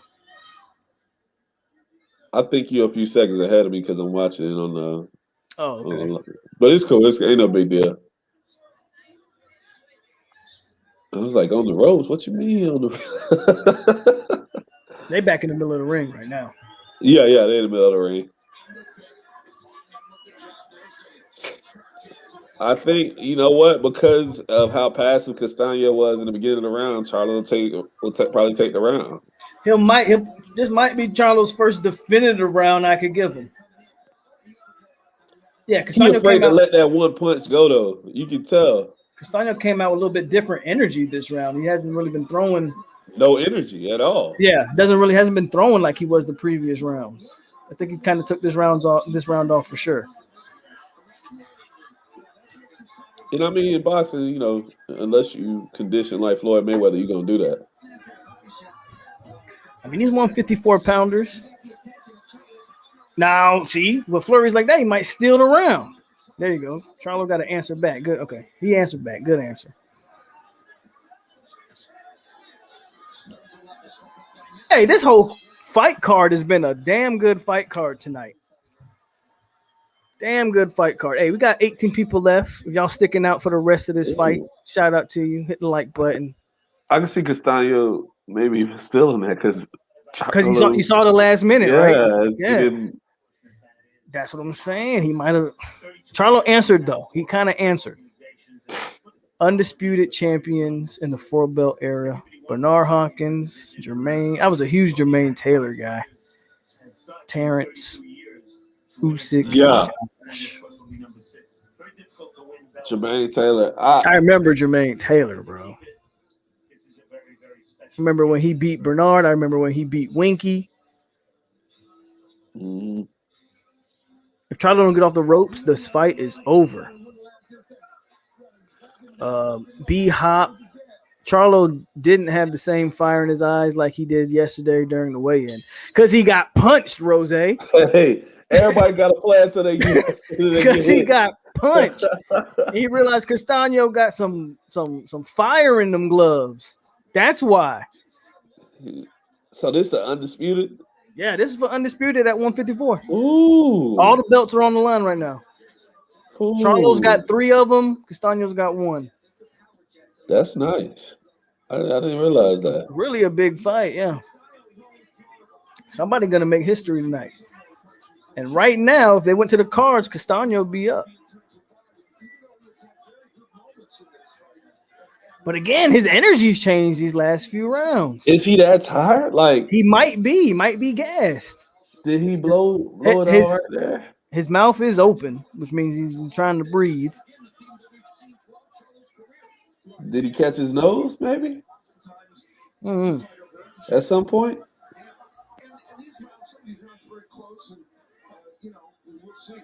What do y'all think in the chat?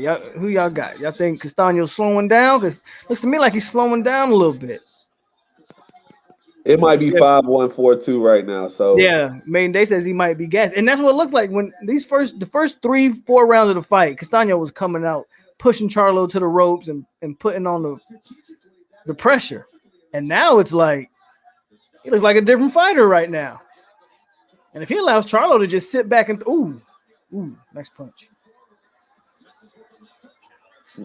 Now he's got Charlo back on the ropes. That's where he does his best work. Charlo's relentless, though. Charlo's relentless. You're going to have to knock Charlo out. But I think Castaño's getting gassed. I think he's getting gassed, too. Yeah, he is. I don't think he can keep this pace up, man. I think that's going to He's not play going to have the Charlo's power to hand. knock him out in the later rounds. Yeah, I agree.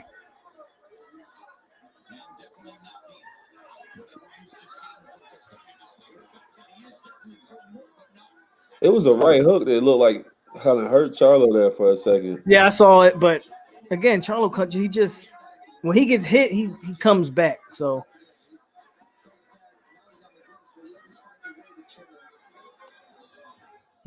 what's the you got plans tonight, or are you just gonna free ball it? Just go out, man. My boys out. They somewhere. I said I'll let them know if I'm gonna meet up with them. Yeah. But we'll see. Might it's a lot. There's always a lot going on, man. And look, it's Castaño gonna end up still in this last round. This round at the end. That's what I think that's his strategy at this point. He won the first few rounds, and he's just gonna try to steal the rounds at the end. Charlo's he's gotta take the fight to him. Oh, that was low. Charlo's gotta take the fight to him at this point. Because at this point, I don't know. I mean, what round can you definitively give Jermell Charlo? It could very well. If we're being honest, it could be very well 6-1, 5-2. Bro, 5-2, and that's being kind. I'm thinking more 6-1 personally. I got it. I mean, based on what y'all told me, yes, thank you. Charlo's best case scenario is 4. He's letting Castaño dictate the fight. He's gonna lose. He's gonna lose undisputed, bro, unless he pulls a knockout out. Charlo's best case scenario right now is that it's 4-3, right? And that's a crooked ass judge. I wouldn't say that. Well, you said remember that was that one round when he had the best punch. And Mayday said it. I think at best it's 5-2. At best, I got it 6-1 personally. I got it at least. I gave him 2. I gave him his last 2 rounds, man. Okay. I know Castaño tried to steal him, but I gave him these last 2. Rosé says 4-2. Charlo is letting me down, bro. Well, it's 4-2. Why are we saying 5? We were saying 5, huh? Yeah, we were. We was jumping. That's my fault. That's my fault. Yeah, we were jumping the gun a little bit. It's 4-2. This is the 7th round right here.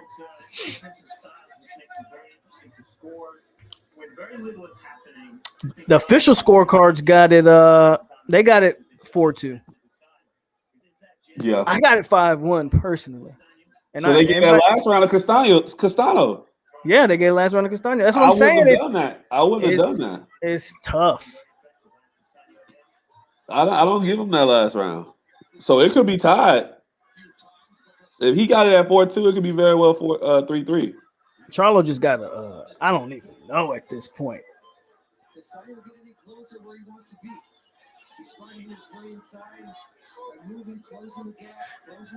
That's what happens when you fight these Mexicans, dude. These Mexicans, I don't know if he's Mexican, but his last name Castaño. He's something. He's definitely not Mexican. These motherfuckers be tough, man. Hey, man, they you can't be doing that, man. They had Stephen A on the I saw that chopper block for that, so you gotta be careful, bro. I'm my last name Lopez. I can say you all right. I can say what I want to say. Oh man, that's why I just saw Gerald Green in the crowd. I've seen a couple people in the crowd. I see a couple fighters too. Spence. Yeah, Spence is definitely there. This fight is. Yeah, Charlo's. Yeah, Gerald Green is in the crowd. Charlo's losing, man. Bro, I'm trying to tell you. It's probably going to be a rematch, but he's not. Does he get an immediate rematch? I would have to assume For all the that- belts? Yeah, I would have to assume that they do a rematch clause because Charlo has 3 belts. This guy only has 1 belt, but Charlo's got to come with something different the next fight.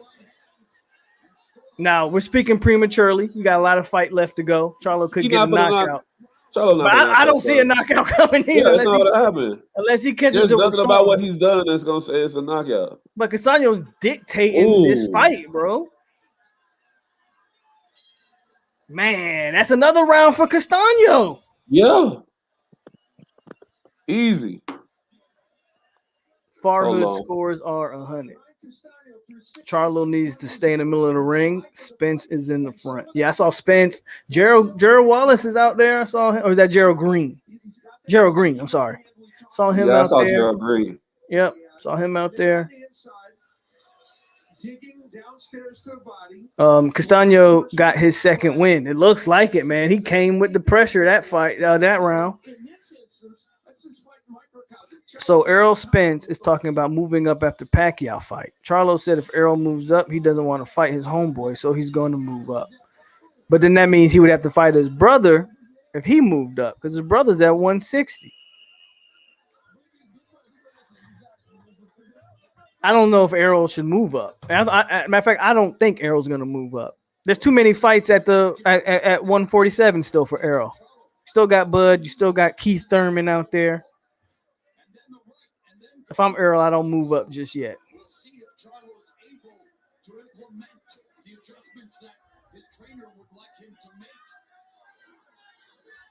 You know, in many ways, Charlo's similar to Deontay Wilder.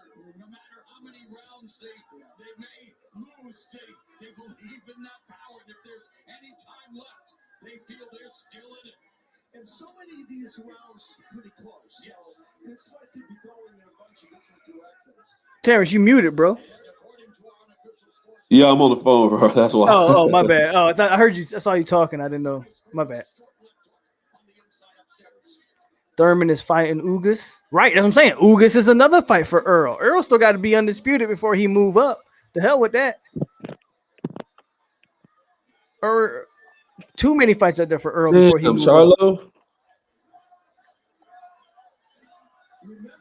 But I think people slept on this Castaños dude, and he is putting on a more fight. Importantly, Charlo He's putting slept on on a him, fight. man. I think Charlo slept on him. I think Charlo slept on him. If Rose said it, and this might be Tony Harrison all over again.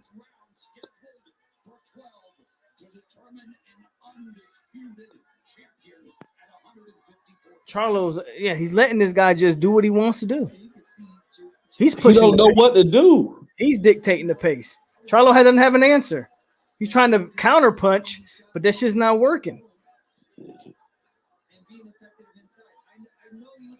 Thurman is fighting Ugas, and Earl should fight the winner. I agree with that.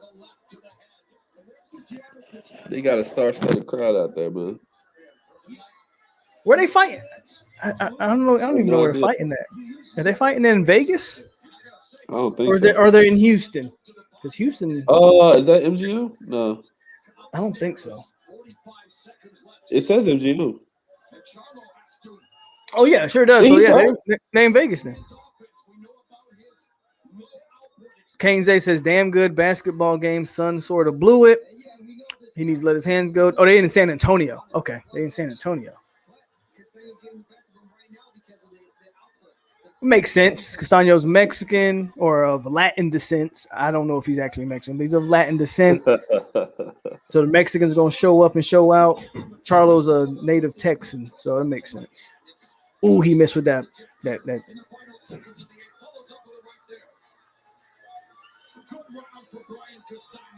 Bro, is Charlo winning a round? Come on, guys. He got 2-3 rounds. 2 rounds. Charlo gonna win a round tonight. Oh man, at this point, it's knockout or it's knockout. He got to. And he's not getting that. He ain't got bro, at this point, it's knockout for Charlo. Maiden Day, tell me I'm wrong. Rose, tell me I'm wrong. Anybody else who's watching the fight? William, Tell me I'm wrong. It's sad to watch.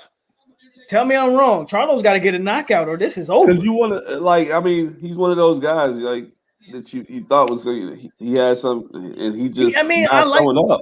I like both of the twins. I've always thought the middleweight twin was better, personally, but I like both of them. But man, He not showing up. He not showing up this fight. Gerald Green rocking the young, bruh. When I saw Gerald Green at first, I thought he was Hurricane Chris. Remember the A.Bay? He's rocking the Hurricane Chris braids. I'm like, Yo. hey. Round number 9. Yeah, I agree. Jamal is the better twin. I've always said that. I've always thought that. Jamal is the better twin. And Jamel's just in the better division. Ooh. Jamel's just in the better division. So his wins are kind of I hate when you do that, bro. magnified. Okay, I see why you said ooh. Yeah, you saw that? Like you said, I'm a little ahead of you. Yeah. Ain't no problem, though.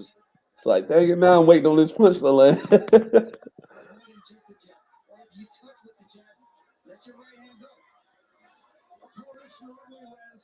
You can't be a counterpuncher right now, bro. That's what he's doing, bro. You hit the nail on the head. He's trying to counterpunch everything. And Charlo needs to get in there and say, fuck it, and let his hands don't have to go. throw a punch at you right now. Nope. He can win the rest of the rounds coasting and win this thing. Charlo can win the next 3 rounds and it's over. It doesn't matter. Well, what is it, 6-2? So I think he gotta win the next 4. One more, right. He wins draw. one more round and it's over. Jamel, yeah, he's trying to counterpunch and you're down 6-2. It doesn't make sense, bro. He's got to get out there and throw his hands, and he's not throwing his hands. Charlo is. His punches look lackluster. I think that power touched him, bro. Yeah, he's not feigning. He's not. I don't want to hear nothing about I'm hurt. I was hurt, or this guy hurt early in the fight, or I don't want to hear nothing. Look, old boy in the back with St. Louis hat on, shaking his head. Man, it's disappointing watching this. Because we've seen him be better than this. And here comes Castano pushing the pace. Yeah. And that's the round. Yep, that's it. And that's the round. And he just won the round with that. That's all he had to do. And Thank you, bro. Castano just won the round. Unless Charlo lands something significant in the next 46 seconds, you're absolutely right. Castano just won the round. In a 10-second span.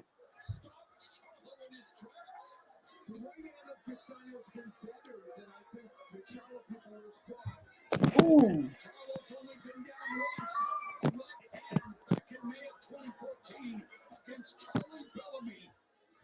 Castano. Undisputed. That's what it's looking like. Castano walking him down. Charlo's trying to fight off the knockout. Errol and Bud is the fight everybody wants to see, big dog. I mean, obviously. Yeah. That's the fight in boxing. Happen. Yeah, that's the fight in boxing. Only fight I can think. The only fight I think bigger than Errol and Bud is like Wilder and AJ.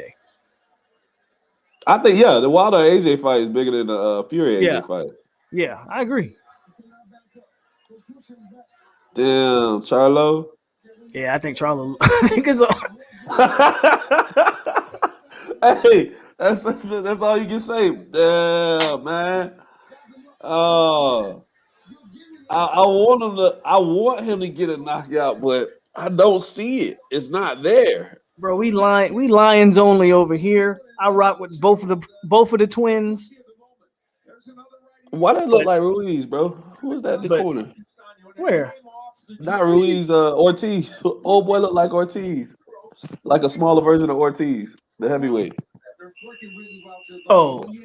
And Charlo corner? Yeah. Charlo need to put the pressure on him. Bro, we've been saying that for the last 3 rounds, William. I don't know it's what not Charlo there. doing. He doesn't have it ain't in him right now. He got taken away. He got his feelings hurt. He's looking for the counter punch and not pushing the fight. That's the problem. He got his feelings hurt, man. And at this point, the man's legit won maybe 2 rounds. Maybe 2 rounds. Castano's about to be undisputed. Jamel is gassed. And 7 maiden day says 7-2 Castano. Yeah, it's knockout a bust. Like that's it. He's got a. They gave Charlo the last round. They did. Yeah, I guess. they gave it to. I didn't see it either, bro. I didn't see it either. I didn't see it either. You know what? They gave it to him for cinematic effect. Like, they want people to keep watching. Like, yeah, I agree. I didn't see it either.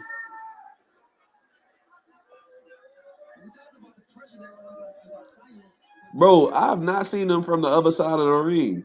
Like it's been the same camera angle the whole time. Like I've not seen the other side of the ring. Like, is it one-sided? Like, what's going on here? Wow. There you go, Charlo. He just hurt him. Come on, keep the pressure up. Like, oh shit. Almost fell. Get on him, man. You gotta chase him down. Bro, he stopped. He had him hurt. He's hurt. He's rocked. Come on, Charlo. You can pull it out, bro. Oh. You can pull it out. Oh, he holding on to that arm too. Like I said, bro, Castano is hurt. Castano is hurt. His legs is done. Yes, his legs are out of there. He trying to hop. Oh man, you got to get on that. Come on, Charlo, finish it. We just talked all this shit about it. And he about to pull it out. He might pull it out. He better not let the bell save this dude. If he let the bell save this dude, man, so I can finish. He gonna let the bell save him. No. This could be a 10-8 round. Charlo, come on. Why are you just sitting back? Dang. I'm cool with keeping your. Oh, there you go. He need a 10-8 round. He dominated this round. He dominated this one. Thank God. Son, what are you doing back there?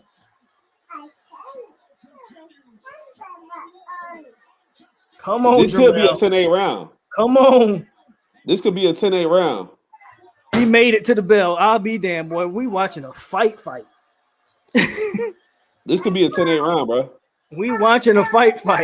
Am I wrong? 10-8 is tough without a guy hitting the canvas, but he dominated the round. It was complete domination. Yeah. It's not. Damn. He had him. He had him rock. He had him wobbling 3-4 times. He rocked him 3 or 4 times. He couldn't finish. Man. Shout out to Castano. This dude's got a heart. He held on, man. He got a heart. Who bad? Wait, who? Damn, she bad.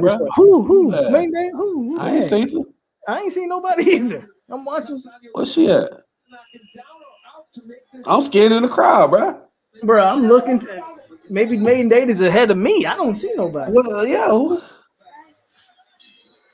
Bro, I didn't see who Maiden Date was. I missed this. Oh, Lord. He said, "Oh, mister." All right, man. We in the 11th round.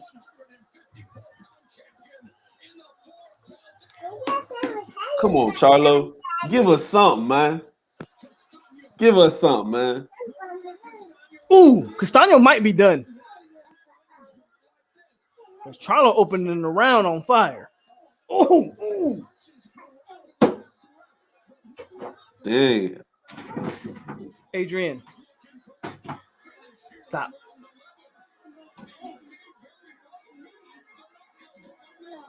Charlo needs to knock out for sure. But if he keeps putting up rounds like this, light skin thing, Charlo can get him with the uppercut.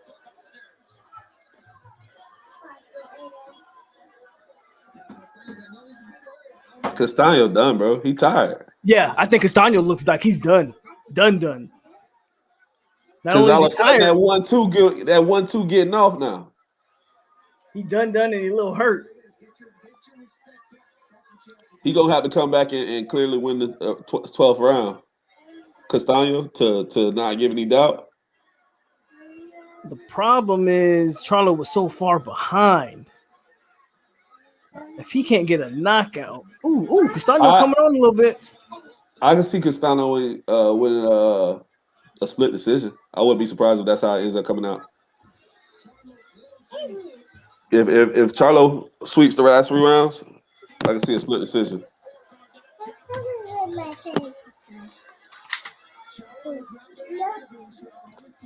Charlo tripping, man. Where's last round at?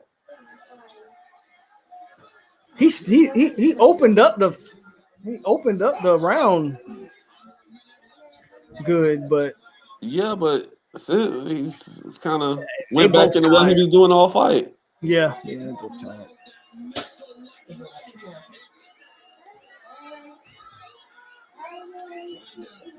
He's back letting Castano push the pace. Space Jam 2 wasn't that bad. I haven't watched it. I watched it yesterday. I just hate everybody saying, "Oh, it's supposed to be a kids movie." No, it's not. We're bigger Bugs Bunny fans than any of our kids. Come on, Charlo.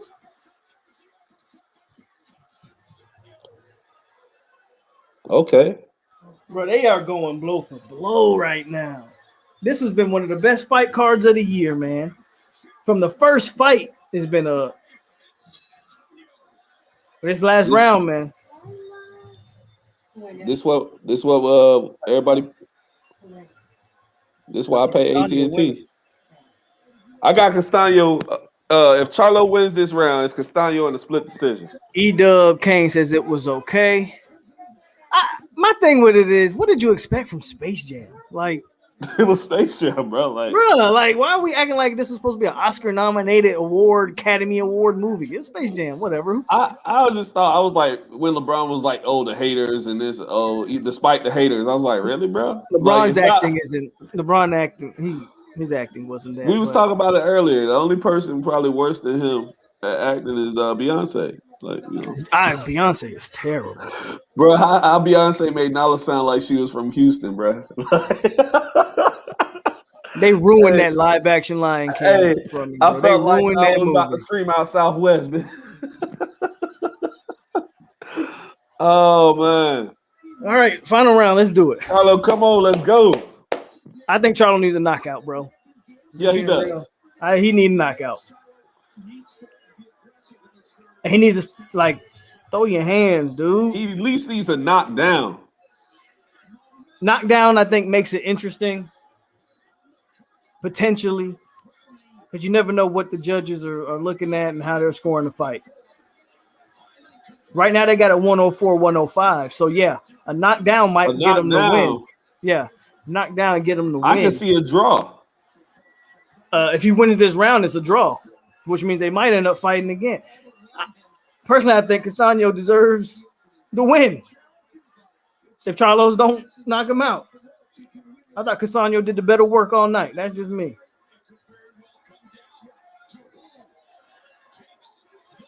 But he's winning the round so far. Nice jab. He should have been pumping that jab the whole fight. Mm-hmm.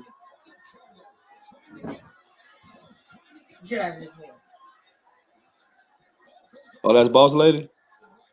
Yeah, she back here yelling at Junior.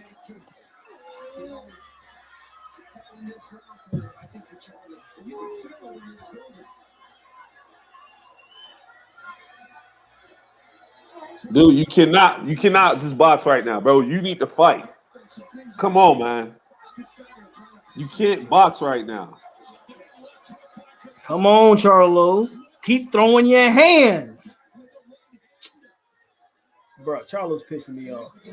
He's doing work when he throws his hands. He's like, stop the counter punching nonsense. Unless he's scared that Castano can hurt him. You can't tell me he wanted it enough, man.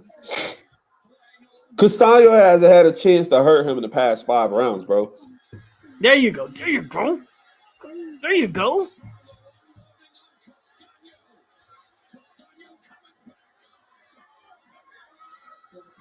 $40 seconds left for undisputed.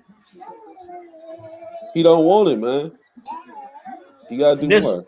This round is a 50-50 round so far. Yep. I think Charlo might have a slight edge. I don't know, man. Charlo might have a slight edge, but this is a close round. Last 20 seconds. This matters. All this matters. Castano might win this last 20. Nice. Yep.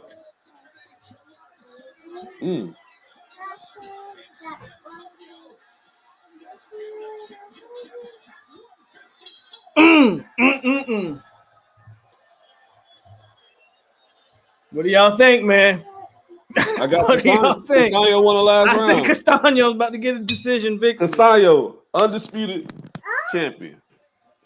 First one. Oh boy won this year, right? He became undisputed. Josh Taylor became Josh 140. Taylor? Yeah, he became 140. A draw wouldn't necessarily shock me, but man. I got it as a draw. That's his best case scenario for Charlo. Draw. William said, "I wish boxing had overtime, bruh." Who you? Hey, give us one more, man. Give us one more, man. round. I need one more to tell you who I want, who I got with it. Yeah, Castano should get the belt, man. I wouldn't be surprised to see the draw though. Castano with the dub. E-Dub says Castano. Rose says Castano should be undisputed. I agree. Castano. I think everybody thinks it's Castano, but is anybody surprised if it's a draw? No, it wouldn't shock me. With the way they just fought this fight, and the second fight probably does pay-per-view. Second fight might be on pay-per-view. Might draw big money. Oh, you got to. Yeah, the way this fight ran the down. way this fight was. Yeah, they get some money for that. All the Charlo work came in the last 5 rounds. Last 5 to 6 rounds.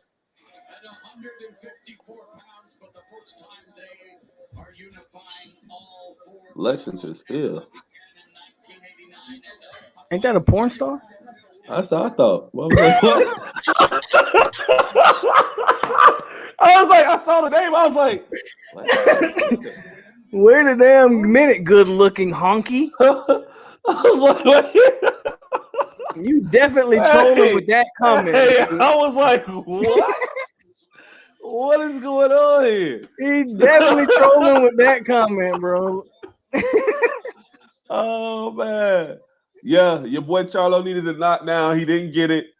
He gonna have to hold on to this L, man. He know it too. You can look at his face. He know it. He know he lost.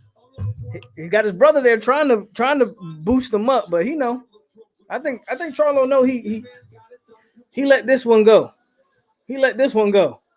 Yep. Bro, I mean, you know.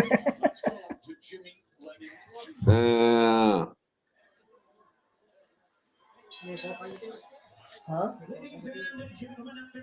No, neither one of them are undefeated, but they were both champions. Hold on. Hey, turn it up. Split decision. I told you. Split decision, Castano. Scores about 114 to 113 in favor of Brian Castano. Judge of ringside Nelson Vasquez sees the action. 117 to 111 for Jermell Charlo. Whoa! What? Tim Cheatham scores That was terrible.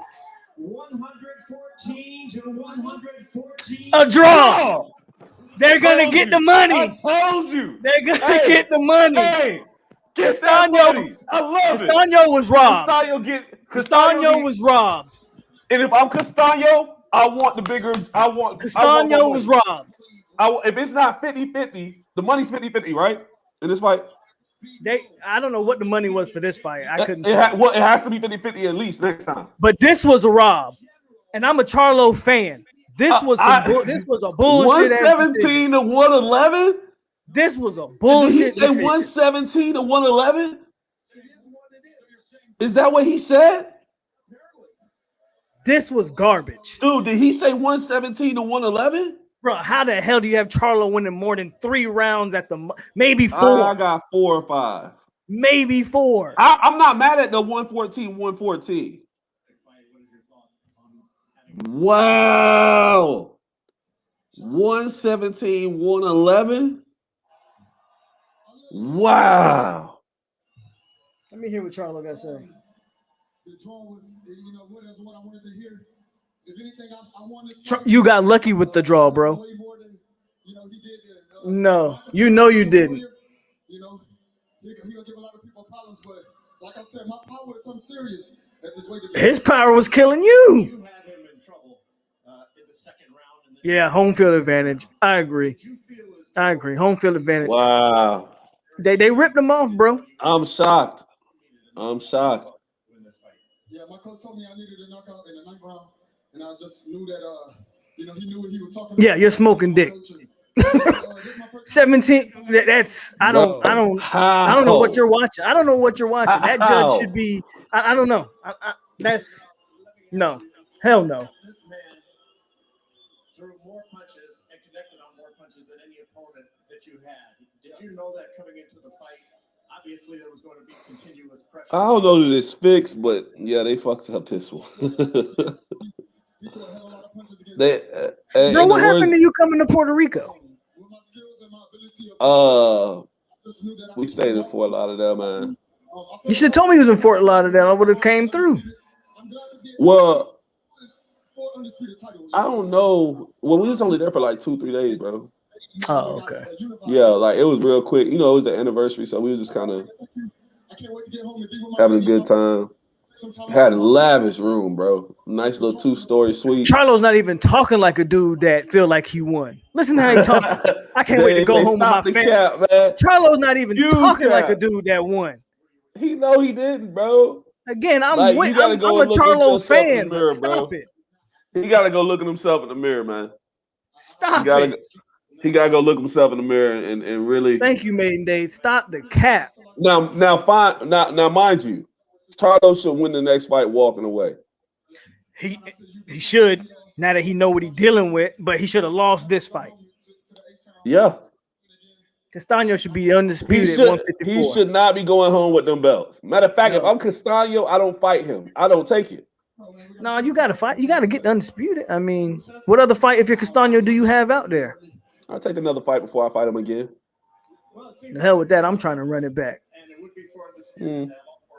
Charlo lost, looked horrible. The judge is getting his envelope as we speak. Yeah, somebody paid something. Hey, them bags dropping like Alabama, boy. He ate the right all night. Bro, this dude won. That's the winner. There's your winner right there. I can't believe that, bro. Hey, but I said it, though. I see the draw, man. Split decision draw. You did say, yep, you said the draw. Oh, man.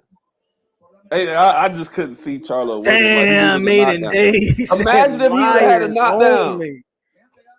Imagine if he would have had a knockdown, bro. We all would have been sitting here like, you got to be kidding me. He said liars only. With the disrespect. We went from lions only to liars only. Oh, man. And I'm not even mad at you.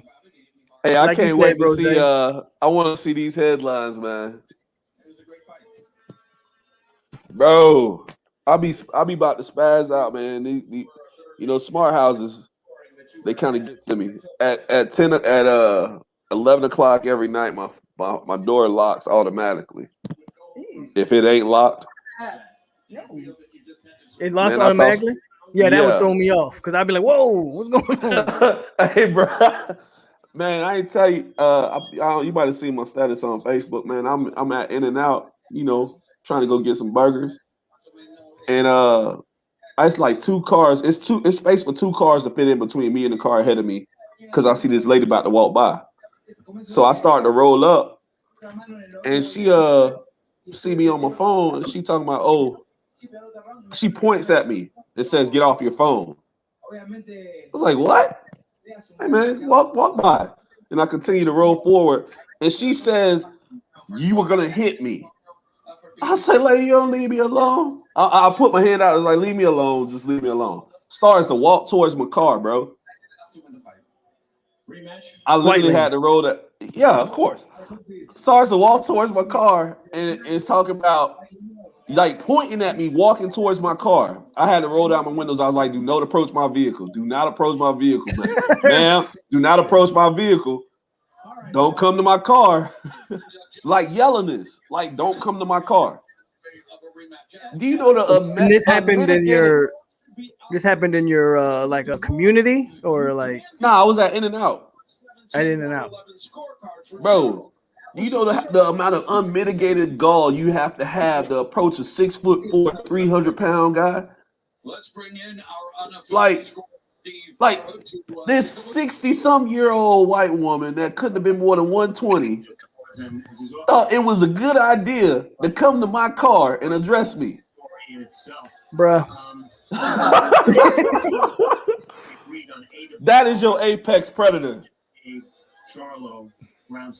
That is, that was terrible, bro. Joke, bro. Absolute joke. Oh, God. How you 117 1? Oh, man. Yeah, Maya. It was a Karen encounter. Yeah, man. definitely a Karen encounter. Definitely a Karen encounter. I couldn't believe this lady had that much that gall. Like, just you was really gonna come to me, and what if I was that dude? What if I really did feel threatened? Because that's a scary situation for me. What time is it? It's like 11 o'clock there now? Yeah, it's 11. I'm about to get ready and slide out. Head out. Yeah. Yeah, man. I might just swing by some people's house and kick it, and then hit up the after hour spot. You know. Nothing wrong with that. Yeah, man. Yeah, man. My dog been sitting here the whole time, bro. Like begging for attention the whole time. You want a treat for being a good girl? You do? Yeah, Nelson Vasquez should be fired or have his license revoked or whatever the case. Hey, I got the line behind me, man. I see it. Lions only. Hey, bro. Liars only. I'm so disappointed in that, man. I'm disappointed in that. I cannot believe that. If I would have heard 115, 113. Bro, 117 to 111. How?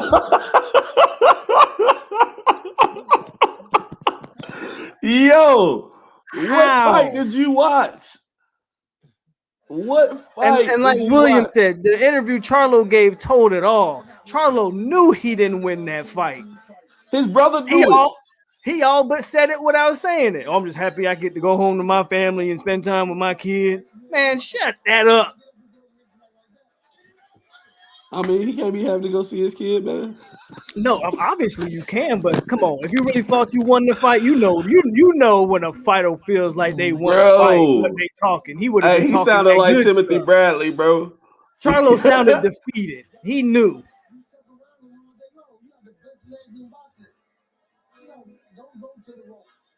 Oh man.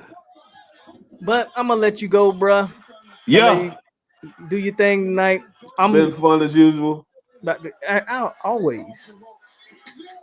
I got a question. Did you talk about the new hire?